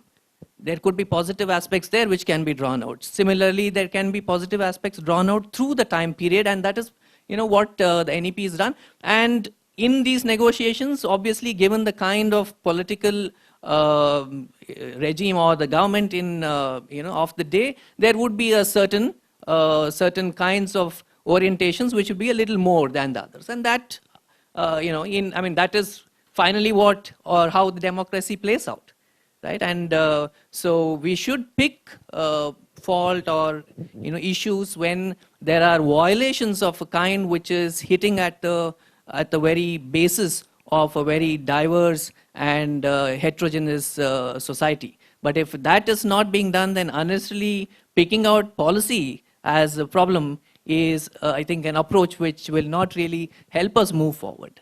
Otherwise, we'll then keep having policies. Every time a government change a new policy, and then which is the direction that we're going to have, would be the issue. So I'll stop here. There are many questions. Just to add on to one thing, because I made a note of this. I'm just reading this out from the NEP draft policy document. It aims at producing engaged, productive, and contributing citizens for building an equitable, inclusive, and plural society as envisaged by our constitution. I believe, again, this is still on document, but with whatever is happening in the state right now, how many of those students are thinking what is right and wrong for them? So I think teaching our students of the next generation on compassion, care, and making them think by themselves of what is right and what is wrong will ensure that we don't fall into such trouble. So my question is related to higher education only. When we talk about higher education, we see that there is less participation of or less number of marginalized community, right, from marginal community. So it's as a few days ago, the new entrance test structure also came out for UG entrance test, right? So which is also problematic. So I just wanted to understand, it's we are seeing this problem as a higher education, which is more visible. But what is your view on that? It's whether it's root where the root of this problem begin from? Because we see our education policies talked about equal participation of each community or each student participate in a school, right? So are we really successful in this, or where we are failing in this process? So I just wanted to know your view on this. Not just higher education, it is across, actually the entire education per se. For example, do you know that there was an amendment to fundamental duty and the new duty was added, right? So one of the latest amendments to fundamental duties, are you aware about it? Yeah. Yeah. So that is where we'll have to first start our set of solutions from, because the new duty is that to make sure that no child is left behind. Right? So that is where we start from. Actually, we don't need to institutionalize everything. It is also something that we could start from. I think that is where we start with our journey about how do we ensure more accessibility and inclusion, which is something which is in our control. Then comes our unfortunate situation that our gross enrollment ratio is so bad compared to many other developing countries. Just take one comparison. A country which got independent with us, South Korea, to us, they are much ahead to our GR. That's why NEP makes this reference point with the timeline that at least we should achieve 50% of gross enrollment ratio. That is, those who are eligible to get into higher education, out of 100, at least 50 should be there to start with. But right now it is somewhere between 26 to 27 of the total eligible individuals. Out of 100, only 26, 27, and you are one of those 26, 27. So who are here to access higher education. So I think it is more that importance that, as Dr. Vikas mentioned, the National Knowledge Commission said we need 1,500 universities to go forward to ensure that we are able to provide access to all. But one is the number. Right? Today we have 1,043 and counting. Maybe while I'm talking, there's one more coming up. So that's the pace at which universities are growing, number of universities. But the point is that are they able to access or reach out to them? That is something that policy gives a lot of directions, that enhance ODL, enhance online learning with all the digital divide component keeping in mind. It is not just online, it is aligned with the brick mortar institutions also. So there are many ways of achieving that. So that is where policy gives direction. But now the implementation part is where we need to now reflect, because state governments are also equally important in engaging with that implementation. So my concern is that we should not forget the individual first, who is responsible to provide it, to start with, to make them eligible to get into higher education. And once they are ready to get into higher education, what are the ways of engaging with it? And it is a problem, no doubt. It is a problem because the numbers are very clearly telling us this is a problem. So one more I was thinking about.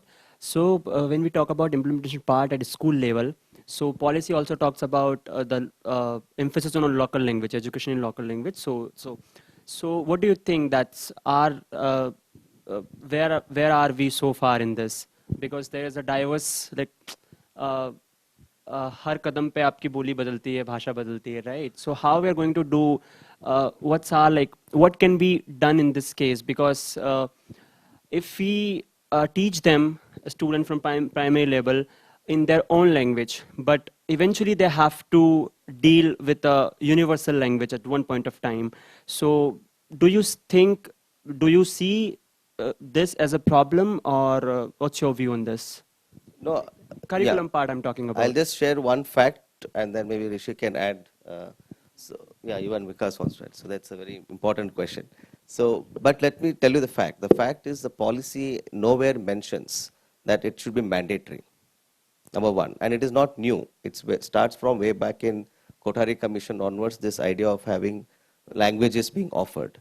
It's not a mandate, it is a choice. But also the interplay of the words that often we tend to read as per how we perceive it to be read to our interest is the concept of native language and mother tongue language. There's a difference there also. So NEP documents and account for both. So I think that is where we need to read the text in a specific context of what the NEP talks about. But when it comes, that's the vision, that's the aspiration which the document sets.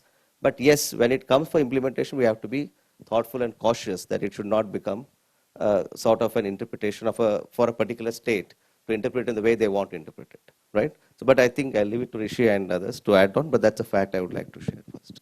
Yeah, just having a check on the time. There are a few more questions also, so we'll very quickly try to address this. Even Vikas and Rohit want to say something about it, and then we'll move to the other questions as well. So Chetan's already said as to how to interpret it. The educational principle behind it is that whatever one does with children of very young age will have to be in the language that the child is closest to, right? If you can do it with the child's boli or mother tongue, as we call it, right? It's the best. But then, as you rightly said, I mean, our home languages change, and how do you, account for it in an urban setting wherein we are from various different backgrounds? So that is where then you take the next best option, which is what the child is most familiar with around there. So if a child is living somewhere in Karnataka, the next best option beyond its mother tongue would be the state language, because that is what the child would hear, right? So it's the most easiest language for the child to learn various things. Yeah, and that's how even from the very initial times when three language policy was formulated, that mother tongue will have to be the medium of instruction starts from, because it's based on this very, very sound educational principles that all of us learn very well when it is a language that we are most familiar with. But then this, again, one more way in which it gets misread is saying that, oh, well, then what about the other languages? Or what about English? Because there is this demand that things have to be done in English, right? And because of that, the demand for medium of instruction to happen in English. Now, what people miss here is that a language can be learned just as well, even if it is not a medium of instruction. So that's really where the policy, or rather the way departments think about education, will have to change. The moment there is a demand from the society saying we want English medium instruction, there are governments which are shifting their entire public education system into English medium without realizing that's not going to do anything to improve education levels or educational outcomes. In fact, it's going to harm further, right?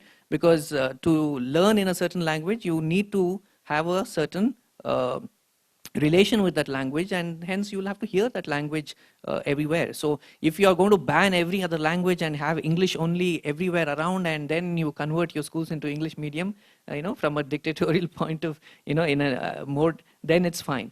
So, but then what people don't understand is English, which is an aspirational language, and nobody should be denied learning any language, can be provided as an additional language for children all the way from nursery or grade 1, if that's where the school starts from. That doesn't mean that you have to convert the entire public education system into English medium, which is a very foolhardy thing to do, which many governments have got into doing. And we are going to bear the repercussions of this, or brunt of the, of these decisions 10 years, 12 years down the line, when our learning outcomes are going to probably fall further. And it's an injustice that we are doing to children, because those of us engaged in education should be raising a voice against, such irrational decisions governments are taking. At the same time, balance it with what society is asking for. They're asking for their children to be having that access to an aspirational language, and that we have to provide. And which is easier for a state like Karnataka with 45,000 government schools? Is it easier to provide 1 or 2 English teachers, good English teachers in each of the schools, which is only 90,000, or convert your 2.5 lakh teachers into teaching in English medium, which you can imagine as to what kind of a disaster it would be, right? So I'll pause here. We'll hear from Rohit and Vikas, and then you all are waiting for your questions as well. I'll just give you an educational perspective here. The first few years of a child's learning, the NEP recommends at least numeracy and literacy skills. Kids learn the fastest in their mother tongue. Otherwise, for every single decision making or every single thought, they have to translate it in the mind to a different language and then understand it. It just reduces the speed of learning, and a lot of students get left out. So I'm totally with him that I think as Indians, we all at least know 3 to 4 languages, and we can learn English as a secondary or tertiary language. And it's a lot more easier language to learn than any of our regional languages. With the scripts also, I was very bad at my regional languages in school. So I think it can all be learned later, and the policy is never saying don't do that. It's just I think through a lot of research that this thought has come out that let's teach in the language that they know best, at least for the first 4 to 5 years, because they learn quickly. And our fundamental thing right now is to really help solve the numeracy and literacy issue in the stage, because that's the foundational for anything forward. Point just I would like to add. Through my experience, I will tell you. Once I went to Denmark, I got a first shock. What was the first shock? You know, their engineering is in their local language. Engineering. Forget about the primary education, secondary education. I got a first shock there that they are teaching engineering in their Danish language. And they have this culture where, yeah, and it's very difficult language to learn, definitely. And then whenever somebody, international people goes there, they have a special training programs free of cost given by their community. And especially when you are entering into the master's and PhD program, they offer it free. Because they want that the language is something which is for communication. And it should not be a barrier for a learning. And the learning basically creates an interest. The language which someone understands, if it has been given in that, learning has been given in that language, then interest will be created. Chetan was talking about the dropout rates about higher education, which is close to 25, 26. Think about the dropout in a school. It is much higher compared to the higher education. Why it is so? Even if you reflect on it, language will become one of the important parameters there, if you go and refer the literature. So many of students' basic literacy and numerous literacy is many students still do not know. Even parents, Hindi, English, and mathematics. These are some of the things which are hindered the education, and that's why the policy has been come that promoting. It's not compulsory. That is the word which has been used. It's a promotion of giving education in the local languages. Taking my case, I'm from Maharashtra. Its total education is done till I entered into engineering in Marathi. And when I got exposed to different parts of professions, then slowly and steadily I improved my English. So I could communicate now in English. So that is the way we are being brought up. So education is something given in a proper local language is much better. It's my opinion. And that is what is the promotion of this. Even if you the Denmark and you enter into the Germany, they have a German language as their education. If you went to the France, they are using the French, like us only. When you cross the state, there is a different language.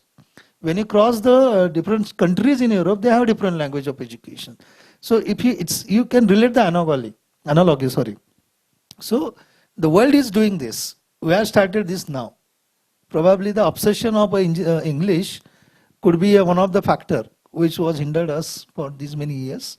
But I think, in my opinion, it's a very good decision to go ahead with it. Thank you. Especially for local education, child education.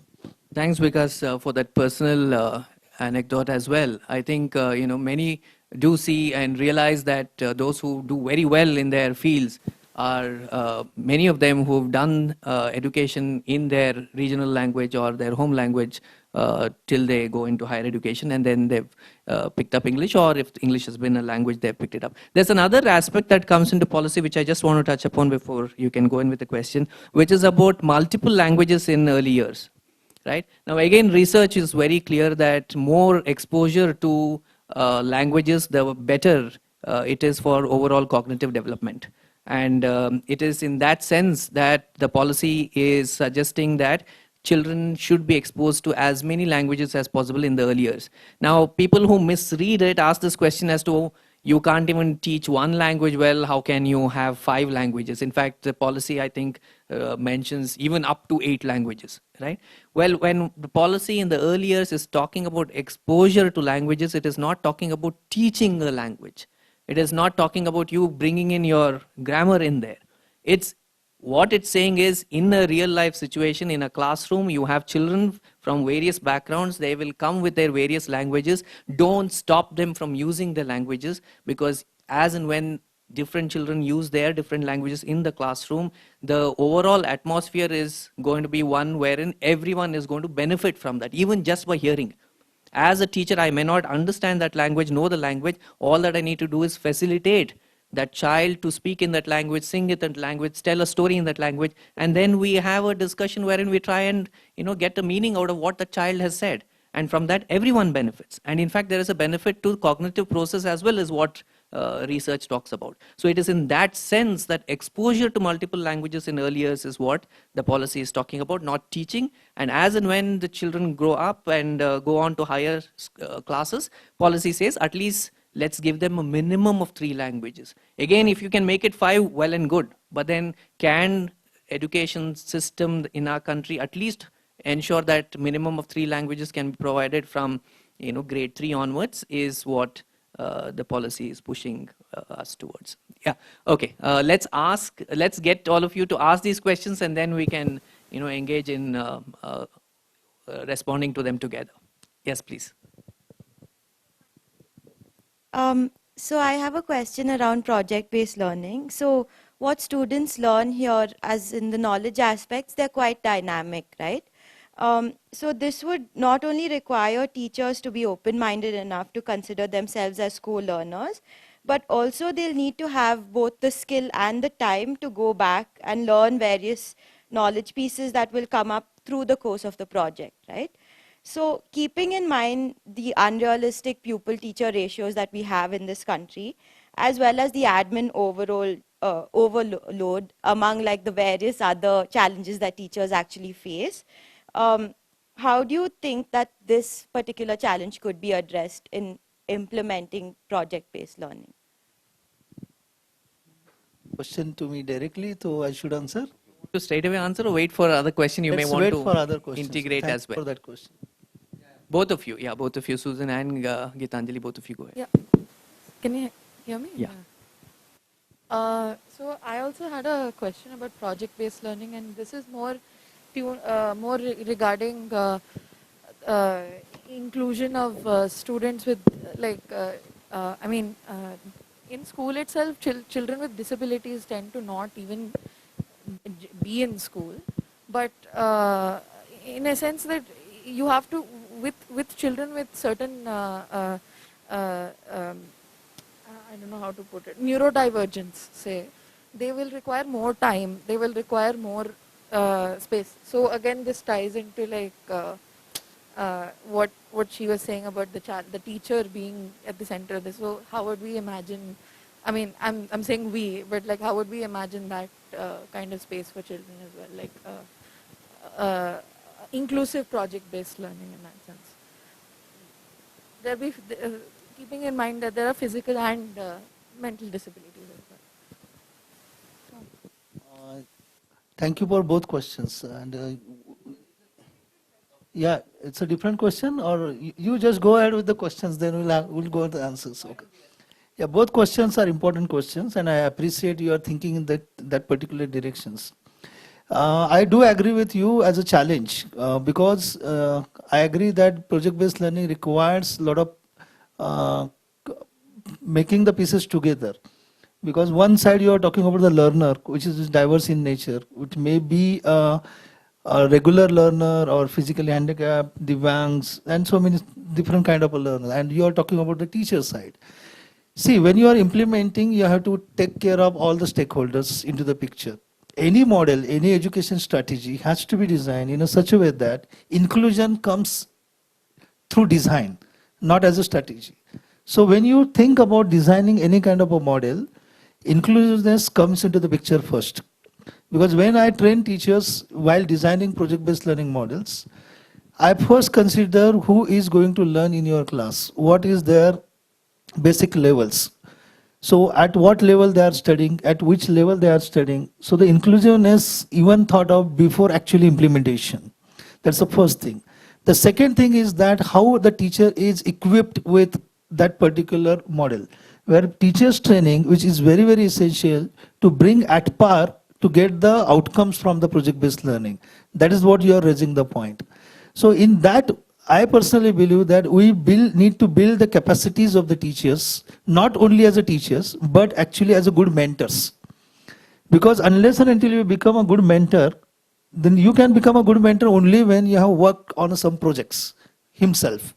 So we promote, especially in our institutions, we promote that a teacher should become a one co-learner, and at least he should do one project in every semester. We have a model called as a technology learning model, because at the same time the students are learning technology, teachers should also embrace the technology. He should do one project with the students. His project should be much better than the students, because he has learned something better. So his projects is put into the competition. So the teacher and students becoming co-learner, and the teacher is helping students to for mentoring the projects. So this way we are negotiating that challenge, but still it remains a challenge, because every time we keep on changing the projects, every time we keep on changing the problems, the teachers has limitations, because the exposure to the industry, exposure to the technology, exposure to the problem, it's different. And in my opinion, that is the way teacher will also learn. And the research as one of the component of a PBL, when the teacher is researching, his delivery will also improve in a class. Because if I am teaching certain aspects or certain subjects, and if I done some projects in that particular subject, or if I done some research, it automatically improves my delivery in a class. So I agree to your question, it is a challenge, but there are different ways we can take up a bit. Regarding your question, inclusiveness, it automatically comes when you are designing the projects. If you know your student profile for whom you are designing, it can be done. It is quite possible to do it. Helped me is, we have to break that approach of one teacher acting or guiding a group of students. Those days are gone. Today's problems are really complex. They are not complicated. They are complex problems. Group of teachers should be willing to work with students, succeed in solving their problems. And we are also learning in the process. It is not just about openness. Teachers also accepting to work in teams is one fundamental shift that has to be worked out with teachers. I'm sorry, but then that's an important element that we need to bring in to be successful.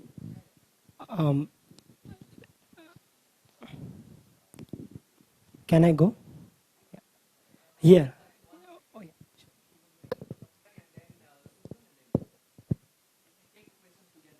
Yes. So it might be sound very basic, but then I have question with Vikas sir. So is ABL and PBL are the same thing? I want to know from your perspective, and then how the hands-on learning or learning by doing and learning by experimental are different from the ABL or PBL.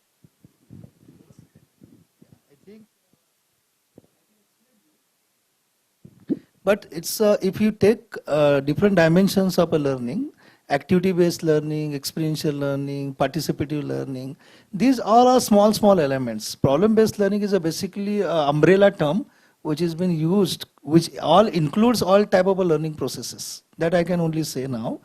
Activity learning is a very small element. But if you take as active learning as a principles, it is involved in a problem-solving process. So it's a both way, it is a complementary to each other. It's complementary to each other. Hands-on practice of, for example, assembling and disassembling something. You learn assembly and disassembly, but actually you are not solving the problem. So the problem-based learning is itself starts with the problem first. So that is the difference between these two. I can go elaborate, but because of the time limit, I will explain you in person. I think that will be much better. Of the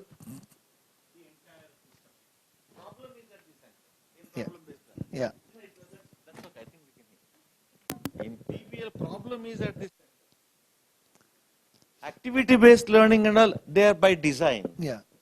Whereas here, the challenge is whether it is an authentic workplace problem or a pre-authenticated problem.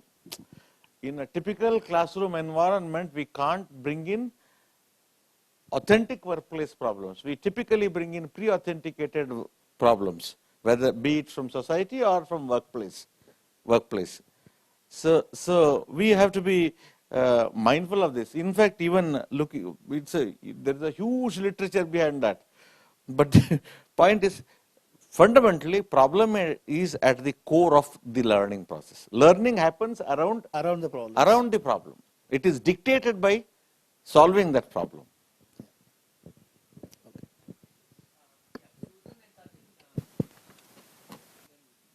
Right. I know we tend to talk more about students when we discuss the NEP. Let's go back to the teachers for a moment. And so in the NEP, it talks about in higher education, the tenure, permanent tenure track, right? How is that different from existing practices? And what kind of reforms, if there are reforms or norms, are going to come in place to make this kind of tenure system possible? Because when I read tenure, I remembered what happens in the US and how, I mean, you'll find the holy grail but not get your tenure, right?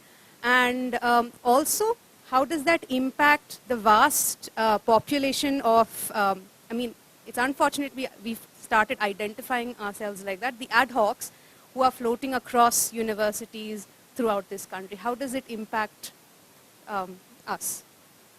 Thanks, Susan, Sachin. And on this also, we'll have Professor Joshi, and his ideas on tenure. Okay. So, so though we are talking about implementation in national education policy, so my specific question around rural space, rural part of the country, because there are lots of challenges and problems like infrastructure and, teacher appointment is happening by private, giving money and getting PhD by copied and having professor there. So how we are going to tackle these issues and how it will help to the big population of the country in a rural space. Yeah. So I'll wait for Professor Joshi to respond to that question. Well, I have one point after he responds, then I'll come to you. Honestly telling you, I have no solution. I have concerns. I have concerns about academic community. I'm deeply concerned about them. When I see so many people working for decades, yet not sure about their career goals. If we are not able to protect this community, how do you expect education to be effectively delivered? Governments have to increase their spend on education. There is no choice. But at the same time, academia also has a responsibility. To me, I have always worked, I have worked in private sector. So I have always been mindful of cost of education. I know that eventually I have to keep education affordable. I can't assume unlimited budget allocated to me. So that is where when I learned from best of the universities, my question was how do I bring it in Indian context? So I see in academia also the problems like there is a university, there are 8 professors and 3 PhD students. There is a university with a good number of professors taking full salary. There are no student registrations only. Who takes responsibility? Where is the accountability here? See, we both have to work. In fact, let me tell you, today's challenge is twofold. One is attracting good talent into the profession. Second is how do we make the current body relevant and able to deliver to the changing needs of society and profession. Bigger challenge. Standing out, talking as an outsider is very easy. We can keep pointing fingers at problems. But then when you are part of this system, you get to know that it's pretty complex. It's pretty complex. We need to be really thinking. And governments have time and again, whichever government it is, always governments have worked towards it. But then if academia also commits itself, rather than keeping on blaming government, typically your higher education system is, we want autonomy. All higher education institutions, right? But then we need to work with governments, influence them, help them come out with right policies, insist, we must build credibility so that we are able to influence them and make them spend, allocate appropriate budget for higher education, only then things happen.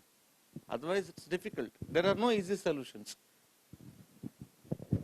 Yeah, I think to add on to Professor Joshi, teachers at the heart of the learning process is what NEP talks about, right? So to make that really happen, it is important that they are secured.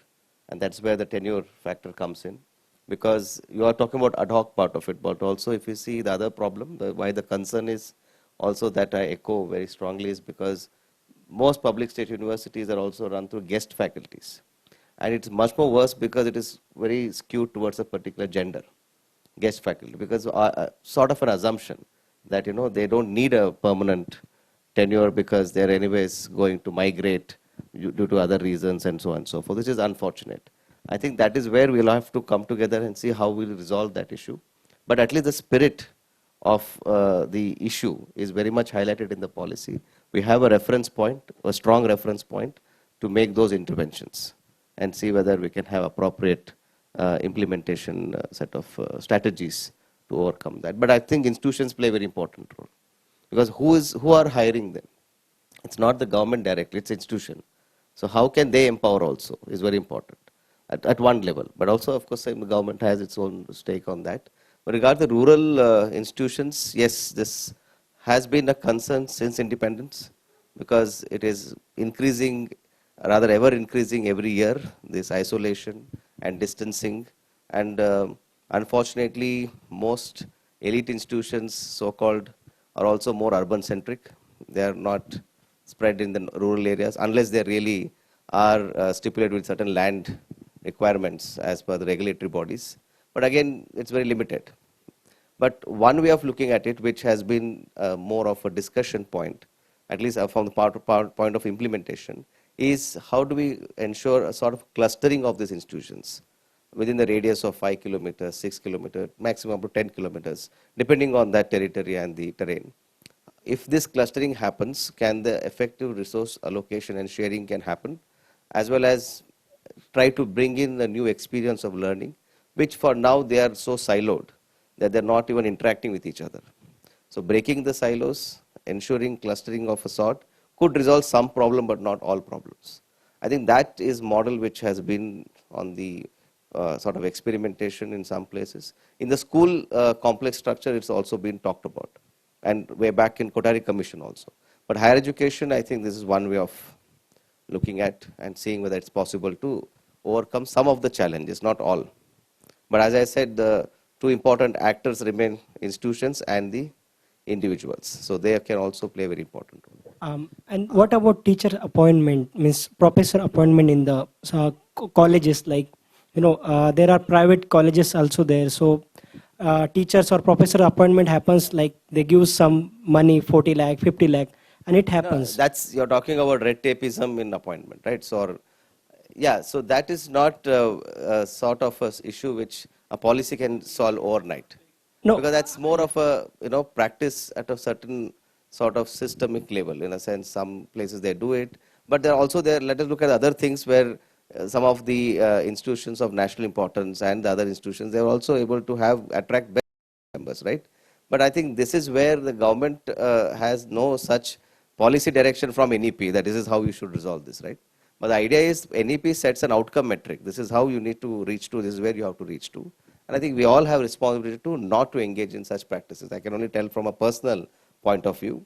When I have a choice to go and teach in a particular institution as an individual, I would not want to get into those kind of practices.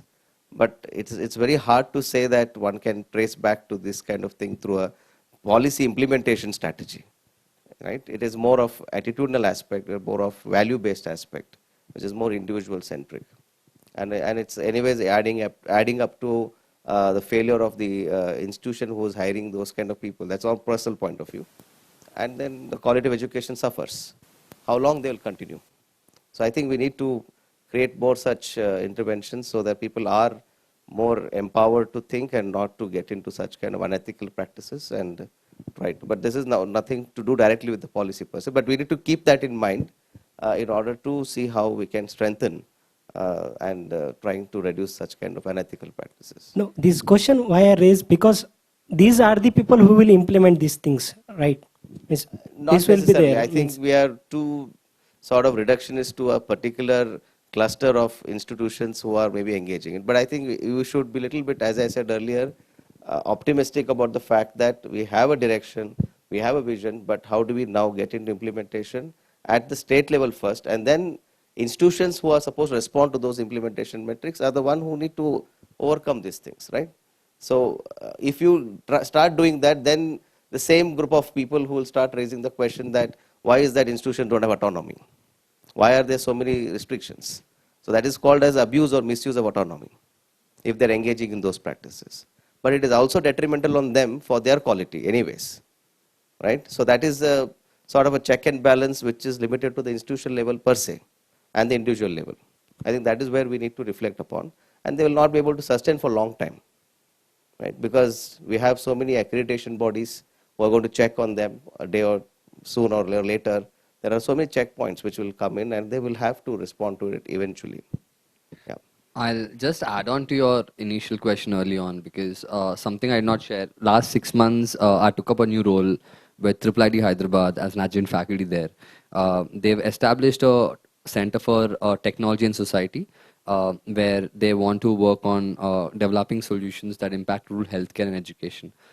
So while I was reading the NEP, of course, I was very happy for what it has for the higher education, the way forward. But I also got very interested into K-12 space. So through my new role, I've taken on the mandate to work with one particular school complex near my institution. School complex is a combination of around 18 schools in the nearby radius is what he mentioned. So I first wanted to understand like, okay, private schools are all fine, like rural government schools, how will NEP get implemented? So I've been visiting them the last 5-6 months and the reality is way different because the 18 schools I work with, 12 primary, 2 upper primary and 14 secondary. Each school, the primary school has 1 to 6 grades. They have one teacher for all the 6 grades. They have hardly 1 or 2 classrooms. Teachers also the headmaster, teachers also the cleaning staff. So the ground reality there is way different. And the reason I wanted to bring in a few points is this is where I feel service learning can play a big role because I don't think a lot of people care about rural India. Unfortunately, we are celebrating 7th year right now and the situation is only getting worse. So government doesn't care because maybe they just a single vote for them or whatever reasons. But I feel institutions can play a role there because improving the quality of education is also one aspect of service learning. You can do it through technology, through various aspects. Let's take a simple example. Now, I was very angry for no other reason, saying, what is this? Like, why can't government give more teachers? Then I go to the Mandal education officer to really understand the crux of the problem. They're like, the problem is every 30 students, you get sanctioned 1 teacher. These schools over 6 grades have only 7 to 8 students. Why do they have less students? Because parents don't send them because their quality is low. Why is quality low? Because they don't have enough teachers. A chicken egg problem. The few schools under my school complex who've been working really well have only done that through the support of external funding, either through CSR funds or either through private donors or like institutions like mine wanting to work with them. So I feel a lot of times we leave it to the government to fix. I think we can play a bigger role in every aspect of it. Quality education, gender equity, these are essential aspects of sustainable development goals. And I feel as students and academic institutions, we can play a bigger role to kind of create impact. In fact, a few things I told my school complex members are there are few resources that needed, chart papers, benches, and these kind of things. That's not what I can provide. But I have a Lions Club in my institution, I have a Rotary Club, I have a Road Track Club, I have NSS. So I told all my students, these are the list of items these 18 schools need. You spend the next 1 year running a campaign, you generate the funds and donate it to them. They're working on it right now. But the other aspects of teacher training, recruitment, all other things is what we are focusing on. We're trying to see how we can use technology-based tool to reduce the admin load so they can spend more time on teaching. Because NEP is great, but as long as you don't have time to spend on teaching, where will you go about implementing NEP in schools? So my just request to everyone is play a role individually as a student and also as a citizen of the country where we kind of promote a rural development because it's not the mandate for everyone.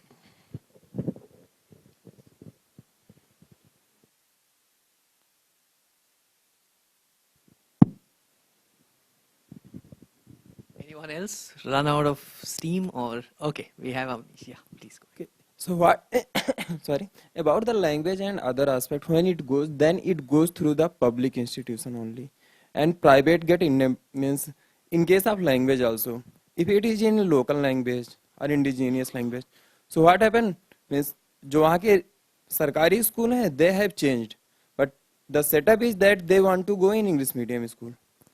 After some time, when the child came out of that school, so he is again or she is again going to face the same issue. And about the new education policy, there is coding and other thing. Even all schools don't have a single computer at this time.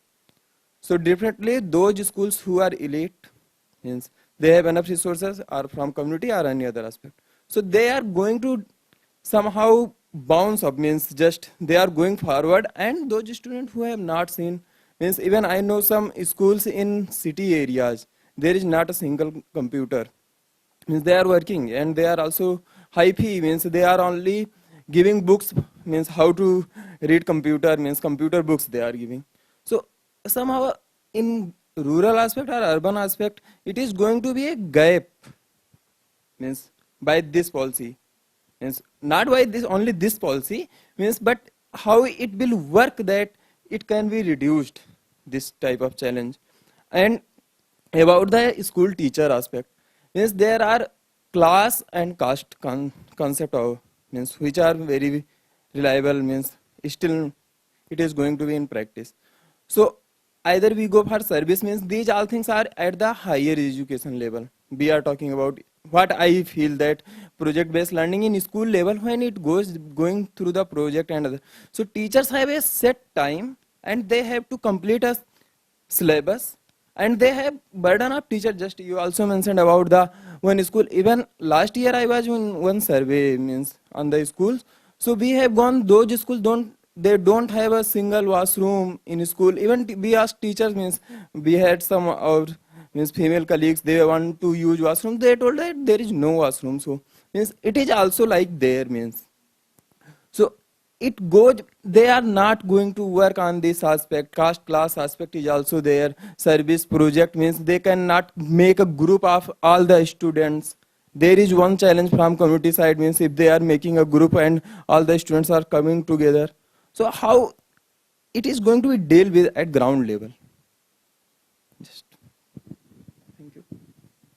I'll respond and you may want to add. General, I mean, anyways, Avnish, I mean, your question, yes, I mean, this is the concern, right? As Professor Joshi also saying, there are lots of concerns which one needs to address. One thing is, I mean, while responding to Akash's question, we all were talking about it, that we should not mix policy and policy direction to what is happening, not happening, and things. So, for instance, policy, and that's the reason why a committee drafts a policy. What the government of the day does is whoever it finds the most suitable to draft a policy are the ones who are nominated into the committee, and the committee drafts it, and then the government either accepts or rejects it. Sometimes accepts and does nothing, sometimes accepts and starts doing.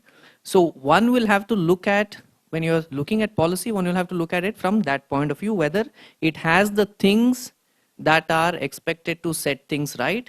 Is it a visionary document and that it's talking about things even for the future and not just about setting things right now? And it is on those aspects that you look at whether the policy is suitable, or is there, are there critical comments that we can make. Then when we come into the implementation, how do we hold the government of the day responsible is if they have accepted the policy, whether they are going about implementing the policy in its spirit as well.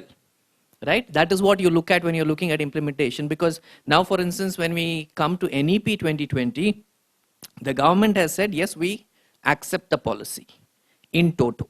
One of the things that the policy is said is, if you're accepting it, accept it fully or do not accept it at all, is something that has been very clearly mentioned by the Dr. Kasturirangan's committee. So when the government says that we have accepted in toto, now when it is the implementation phase as citizens of the country, rather than go back and talk about what should have been in the policy, not there in the policy, which was, the time was 5 years ago when the deliberations were public.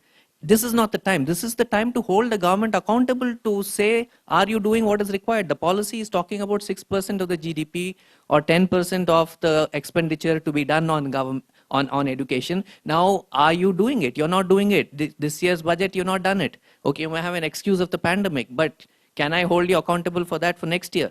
And every year now on, you're supposed to increase your expenditure by 1% on education, and in the next 10 years reach 20%. So if you lost out already 2 years, then how are you planning for the next 10 years target of 20%? You have to make it 1.5% sometime soon. So now these are the ways that you go about ensuring that the implementation of the policy is happening. Right? So that's something that is very important for us to make note of, because always we confuse this thing of trying to criticize the government for not doing something, criticize the policy itself. Right? Criticism of the policy has to be through another framework, and criticism of the implementation is through another one. That's one thing. Two, I mean, yes, in terms of some of the aspects, one will have to also look at it that way. Whether we have the resources to do things, such as, for instance, coding has been mentioned. Now, moment coding has been mentioned, there are, of course, people leaving out the entire thing in that long chapter 4, pick out coding, saying that, oh, who are these guys talking about coding when we don't have toilets? Now, what is the policy saying? Policy is also talking about a vision. Policy is talking about how coding as an exercise for children, young children, is useful for their cognitive development.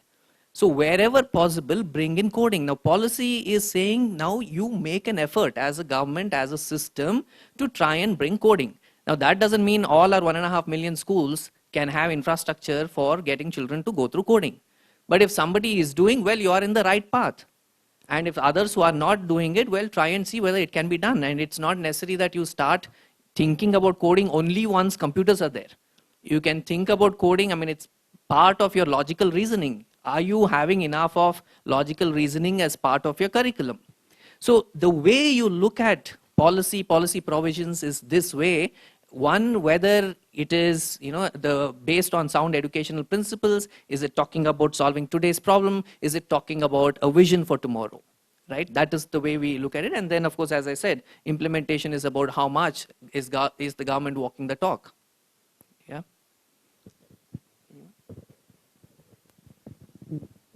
No, I'm not responding to the question per se, but some thoughts on that, and maybe 2 sentences, or longer sentences. By the way. One is, I think, the 3 A's and the 3 E's that I mentioned. The first 3 E's are, I think there's a lot of evidence which is out there, which you need to now, as Professor Rishi mentioned, to use those evidence and see how you can now give direction to the government, how to effectively implement based on those evidence that you gather and based on the issues that also you flagged, but evidence it in a way. I'm also not saying that don't ignore the normative aspect of it, it's also important, but evidence it. And also back it with the expertise and experience of the people who are part of it, as well as who have worked on that. But on the other hand, it is important that we need to have analytical approach towards some of these things. Because why is that we are not able to spend 6% share of GDP? One can make sort of a rhetorical sort of statement that, education is not a priority for the government, hence they are not spending. But there are many other things that we need to analytically explore and study, and then come to a sort of conclusion and statement, and then criticize the government, which is always our right to do that, right? So that is where I would say, gather these issues. You're already doing some of these things as part of your course.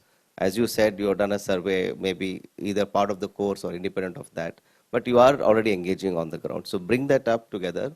But last point is that please do write about these things, right? Because when you are engaging in documenting these things, you are also getting into the analytical mode and also gathering some sort of evidence or empirical insights on some of these burning issues, so that it becomes knowledge base because when we were doing the draft NEP, it is very difficult to find India-based research on Indians, India-based research on Indian issues by Indians in India, right? And you must be reading. You must be reading Simon Marginson, you must be reading others for your literature. But why is that we are unable to find our own issues studied by us, which is what we know best about, right? So I think it's time that you convert that knowledge into writing so that that becomes a source of reference for policy making also. Because that was one of the things which the technical secretariat of the policy making team did, was to review the literature. And in higher education, overwhelmingly, we found only Philip Altbach, who was there. Philip Altbach from Boston College, who writing on these things on our Indian higher education system. So please, you are aware about the issues, so please write about these issues so it can come into the attention of the committee which Rishi was mentioning about, and they can also bring that into the policy document. And please direct us meaning the people who are engaging in those kind of discourse. And please don't get into conclusions by reading parts of the policy. Read the whole policy, because it's a one connected document, right? You cannot read the preamble and then come to conclusion. Please read the entire document, and that is what the chairman of the committee constantly says. Please read the draft 2019 document. Every policy recommendation has a rationale, so much so that it has quotes of very important people who have experienced or have had implemented those kind of policy recommendations to make an excellent change that they look forward for, including people like Steve Jobs, one who we like to always cite for quality in technology, the Macintosh, for example. So there are very interesting sort of policy rationale for each of the recommendations. That sets the tone. Then you come to that 66-page document of NEP 2020. So I think investing 484-page reading and 66-page document in your in the recent time or in the next few days is not a big thing. It is definitely half of the Harry Potter size in that sense. So maybe you should try reading the document as a whole, not just parts of it, and just not being dependent on media reporting, because it's also selective in a way, right? Because once you read the document, then you criticize, then it's excellent. That's where the dialogue happens. That is where the informed dialogue happens, right? So that's my quick pointers. But yeah, if you have. Run out of time. It's 5, but we would love to hear anything you might want to sign off with.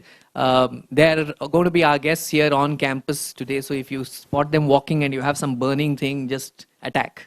Yeah. Only thing. Yeah, without your permission, I've asked them to attack, and so they're going to be here till tomorrow. Attack till with noon questions. Questions are welcome. Okay. I mean, just only thing is that you find a role which you can play in implementing it, because you raised a good issue. If you think it's an issue, there could be also solution. There could be a different solution which you can propose to the government, that this could be done like a community computer centers where there is not a possibility to have a one institution. So think solution aspect rather than issue aspects. That's the thing.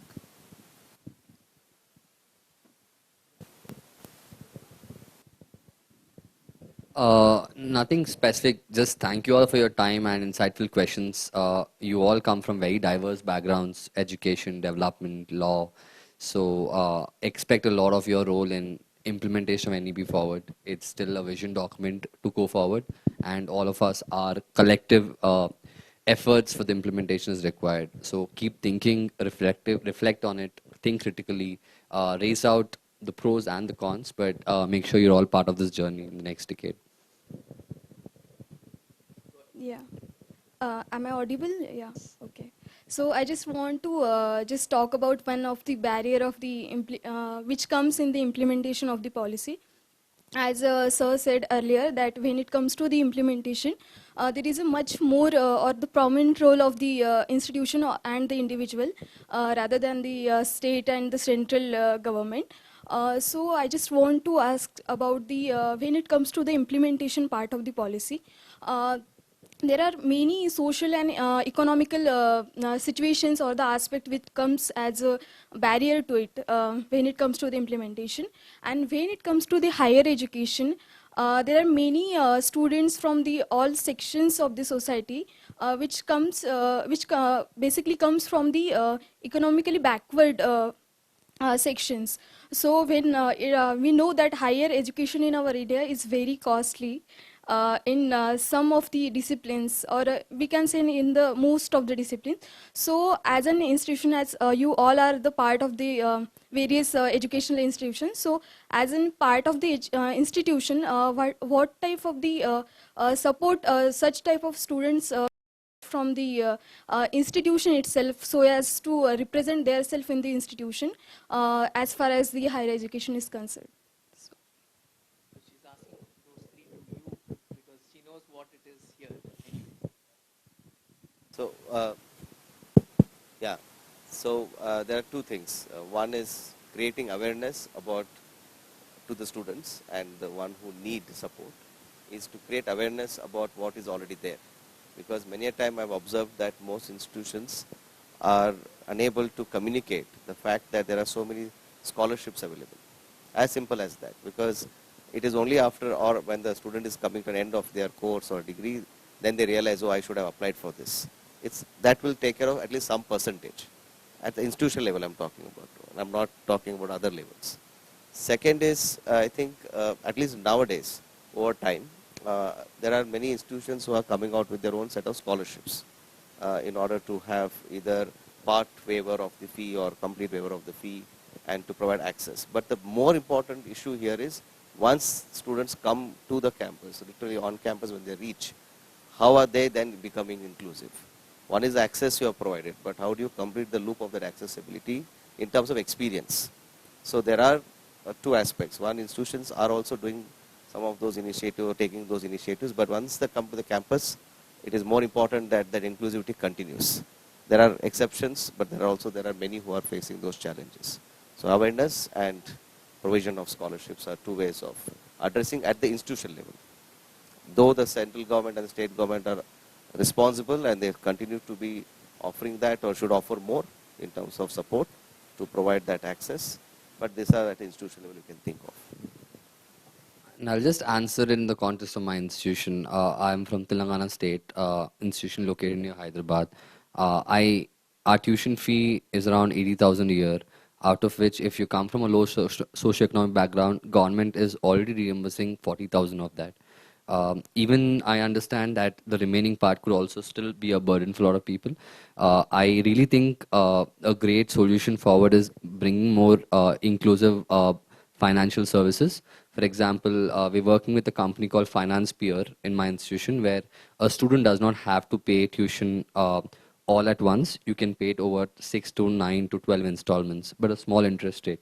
Of course, you're paying a little more than what's required, but they're at least ensuring that it's still much more better accessible as compared to before.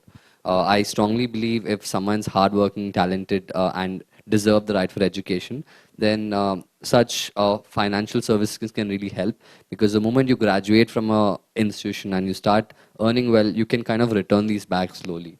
I don't have an answer for all. I'm just giving you a case study of what we are doing at my institution. I still think being also whatever I think we're charging for education is still very low in terms of the quality that we are expected to provide. We're still very, very much struggling to just pay our salaries and just keep things intact. Recently, AICT came up with a recommendation that all technical institutions, at least the fee has to be minimum 75,000 or something of that sort.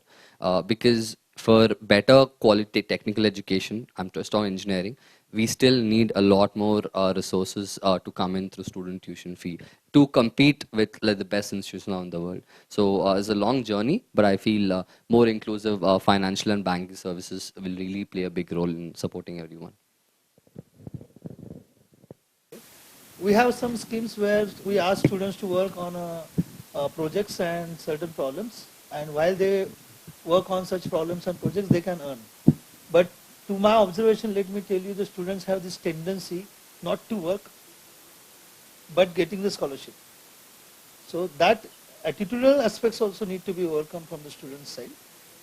I believe that the self-respect, instead of getting the scholarship by someone giving you for education, as a student you should go, okay, whatever the scholarship I am getting, I will work for it and make it yourself deserve that you are earning for that particular scholarship. So such scholarships are also available. So students can take a benefit of such scholarships if you want to really support your education. So adding to his points, these are certain scholarships which are already given by the governments. Institutional funds are also helping the students. So the education is not because of the financial things, it's because of some of the aspects which are coming as a variables. So you can think about it. Financial institutions, banks are also available, providing the loans for education, which you can repay after getting the job. So once you get a job, you can repay through your salaries. So there are so many schemes available. Like Chetan has mentioned, creating the awareness itself is one of the important aspects of helping the students for a scholarship or getting education. Just to add to that, the key solution is really the way we think about school education in our university. We have to ensure the public schools are of top quality. Whatever needs to be done for that has to be done. And one big thing from the government side, obviously, is financial resources. Similarly, at the higher education level, there are very, very few universities, government or public universities, which really worth going and studying. Now that has to be much larger. Today we have almost 40,000 colleges in the country, or almost 50,000, I think, and almost 1,000 universities. Now, as Chetan initially remarked, right? I mean, there are projections that if we are to have even 50-60% gross enrollment ratio for higher education, we need 1,500 universities. But there's no point in having 1,500 universities of the kind that we have currently. We are not going to do anything to improve the quality. And that's the reason why, in fact, the national education policy also does not talk about increasing the numbers to 1,500, but rather talks about reducing the higher education institution numbers much lesser, and each of them having larger number of enrollments. Currently, we have higher education institutions, colleges with 100 students. I mean, forget multidisciplinarity. What can you do as part of a student body with such small numbers? So the policy talks about a minimum of about 3,000 students in every higher education institution, and each of those institutions being multidisciplinary. Larger universities having 20-25,000 students, which is the way the world operates, right? You need to have that kind of a student body for a very vibrant student community, and to reach the cross-disciplinarity aspects that Vikas was touching upon. So from a policy point of view, those are the kinds of solutions. They are a bit long-term. We as citizens have to push the government to walk the talk. They've agreed to the policy, and now there are various aspects of the policy that needs backing of the citizen, and that's the reason why when people talk about critical issues of the policy itself at this point of time, 5 years down the line, I do see that it's more of a holding back rather than encouraging the education system to move ahead in our country, which currently requires backing. And we need to, for instance, ask for the funds, as Professor Joshi was saying. One of the key things that the government has to do. But then there are challenges, as Chetan was saying. It's not easy that, it's not something that they can pull out from anywhere and give. But policy has given a roadmap saying that, yes, we know that we need 20%, but you're at 10%, you can't double it overnight, double it over 10 years. So how are you going to do that? How are you getting that 1% extra every year? Now work on it. I mean, citizens can start giving ideas. Where can you pull out that 1% from, right? So that's the reason why, as Chetan said, reading the 460-page draft and another 60-page of the policy is very crucial. Not just so that we can know about the policy, so that we, as being part of this education space, can push every stakeholder towards realizing the vision that we have for our country, which is, the policy is one aspect. You will definitely appreciate the recommendations. Every recommendation in NEP, it is based on data. They know what is the problem here that we have. So I encourage you to look at iShare data, latest iShare data. You see, and then you start looking at the recommendations of NEP. You will start appreciating it.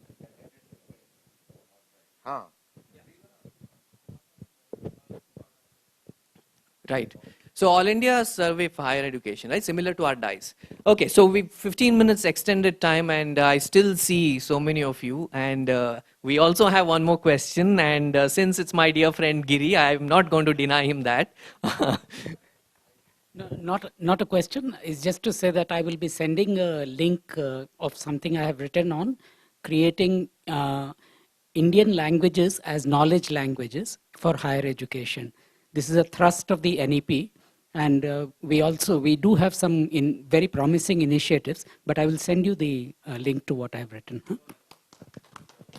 Thanks so much, Giri. I mean, that's immediate benefit of what we did today. Thank you so much, all of you who stayed till the very end, all those of you who had come but had to leave. And most importantly, thank you to our dear guests who came not just from somewhere outside the city, but way off from different cities.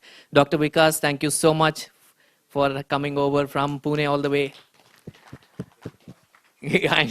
And still finding his way. Dr. Rohit, thanks so much for coming all the way from Hyderabad. Yeah, much appreciated. And Dr. Chetan, yes, though it is in the city, but the other end of the city and taking 2 hours. And more than that, for being a well-wisher and coming over here, thank you so much. And Dr. Joshi, in spite of all his commitments, one of the reasons why we didn't have him in the panel was because we don't know which minister is going to call him, what appointment is going to fall into his schedule. But if I knew that he was actually would be able to make it, then we would have liked him here to be on the panel. But you gave your insights still, and thank you so much for coming over. Yeah. Thank you, everyone. Thanks so much.